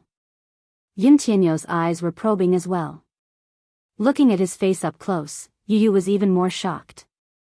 Why did this man look so much like his mommy? If he were to put aside his attire and hairstyle, he could not help thinking that his mommy was standing right in front of him. Similar. They really looked alike. It was hard not to make a connection between him and his mommy. Gong Jia was also secretly sizing up the little lad. The child in front of him stood elegantly in a small suit with a windbreaker draped over his shoulders. He looked even more handsome and exquisite. His small face, in particular, was tender, fair, and delicate. His facial features were beautiful, and his eyebrows were set with a maturity that was rare even for an adult man. What was even more remarkable was that this 7-year-old child did not feel oppressed by his aura even though he was standing in front of him. It was as if he was born with an extraordinary elegance and nobility. Even when he looked into his eyes, there was not a hint of timidity in his eyes. He was not simple. It was hard to imagine that this child, whose voice was tinged with immaturity, could actually come up with such a shocking air superiority theory. Could it be that children nowadays were all so valiant? Gong Jia silently cursed in his heart. Could this child be a genetically mutated species? For the past 2 years, Hurricane Group had been trying its best to invite Yun Tianyu to officially join them. However, the response he gave was always ambiguous and not accurate. Now, however, Yun Tianyu's sudden decision to officially join Hurricane Group came as a surprise. I heard that you've decided to officially join Hurricane Group. Yes. Yu looked up. I've decided to officially join Hurricane Group. He wanted to become stronger. He was so powerful that everyone feared his existence. So strong that he had incomparably terrifying power. Only then could he better protect the people he wanted to protect. Yu's eyes were filled with determination. Gong Jia smiled and held his hand even tighter. His clear and deep voice slowly escaped from his thin lips. In that case, on behalf of the Hurricane Group, I officially welcome you to join us. Standing at the side, Li Hanlan's gaze fell on the tightly intertwined hands of Yun Tianyu and Gong Jia. At this moment, he suddenly had an indescribable intuition. His intuition told him that Yun Tianyu would create an era for him once he joined Hurricane. An era that belonged to Yun Tianyu. Although this child was still young, his body seemed to contain endless energy. He believed that the future Hurricane Group would belong to him. Dishing Financial Group. Wuxia walked all the way into the CEO's office. As he walked, a terrifying and gloomy aura overflowed from his body. The staff at the side retreated one after another, intimidated by his aura. In the CEO's office, Minyu had been waiting for a long time with a nervous and anxious look. Wuxia casually threw his jacket on the sofa and glanced at him with furrowed brows. What's that in your hand? The moment he entered the room, he keenly noticed a stack of envelopes in Minyu's hand. He could not help feeling suspicious. Chapter 1164. Wuxia took the envelope and opened it. A few photos fell out of the envelope. He picked up the photo and glanced at it. His eyes were instantly dyed with a bit of gloominess, and his brows were tightly knitted together. In the photo, there was a woman with her arms hung high in the air with chains. On his wrist, the bloodstain caused by the tight grip was particularly eye-catching. The background was a dark warehouse. With the flash, he could vaguely see the dust flying in the air. Yun Shishir's face was stained with blood. She was clenching her teeth stubbornly. He could imagine how miserable she was from the bloodstains on her body. However, he couldn't imagine what she had gone through. Perhaps it was a scene that he didn't dare to imagine. Wuxia sucked in a deep breath of cold air and gripped the photo tightly. His eyes were as dark as a black fog. When his gaze landed on Yunshirshi's white dress, which was stained with blood, in the photo, his eyes turned even redder. Who sent this photo over? He looked up and stared at Minyu coldly. Even Minyu, who had always been by his side and was used to his terrifying aura, was shocked by his gaze. Boss, this letter was sent by a courier. Minyu paused for a moment and continued, we have the person under control. However, it seems that we can't get any clues from him. Is there nothing else other than this letter? Yes, there's only this letter. There are only a few photos in the letter. Minyu was stunned. He looked at Muyaja's cold face and immediately said in a deep voice, Boss, please calm down first. Looking at the current situation, it is very likely that this is no ordinary kidnapping. However, Muyaja was calmer than he thought. He sat back at his desk and threw the photos on the table with a deep frown. I know. Minyu was stunned. However, he slowly said, this person is targeting me. Boss, what do you mean by that? I don't quite understand. Muyaja frowned and said slowly, what he wants is with me. Naturally, he must have some important bargaining chips in his hands to get what he wants from me. However, Minyu was still confused. After thinking about it carefully, he suddenly realized something. Boss, do you mean that you've already guessed the motive of the mastermind? He's finally made his move. Muyaja pursed his lips tightly, his eyes becoming increasingly gloomy. Minyu frowned and looked at him. Muyaja's voice was very deep and low. From his stiff expression and his white knuckles, it was clear that he was trying his best to restrain his anger so that he wouldn't lose his mind. The only reason he sent these photos was to provoke him. Provoking him. Angering him. The angrier he was, the more out of control he was, the more they wanted him to be. Muyaja closed his eyes and forced himself to calm down. Especially at times like this, he had to be even calmer in order to stabilize the situation. However, when he received an unfamiliar email that night, he couldn't calm down anymore. On the computer screen was the side profile of a child. The child's delicate little face was covered in blood. Muyaja's heart felt as if it had been hit by a hammer. It was so painful that he almost suffocated.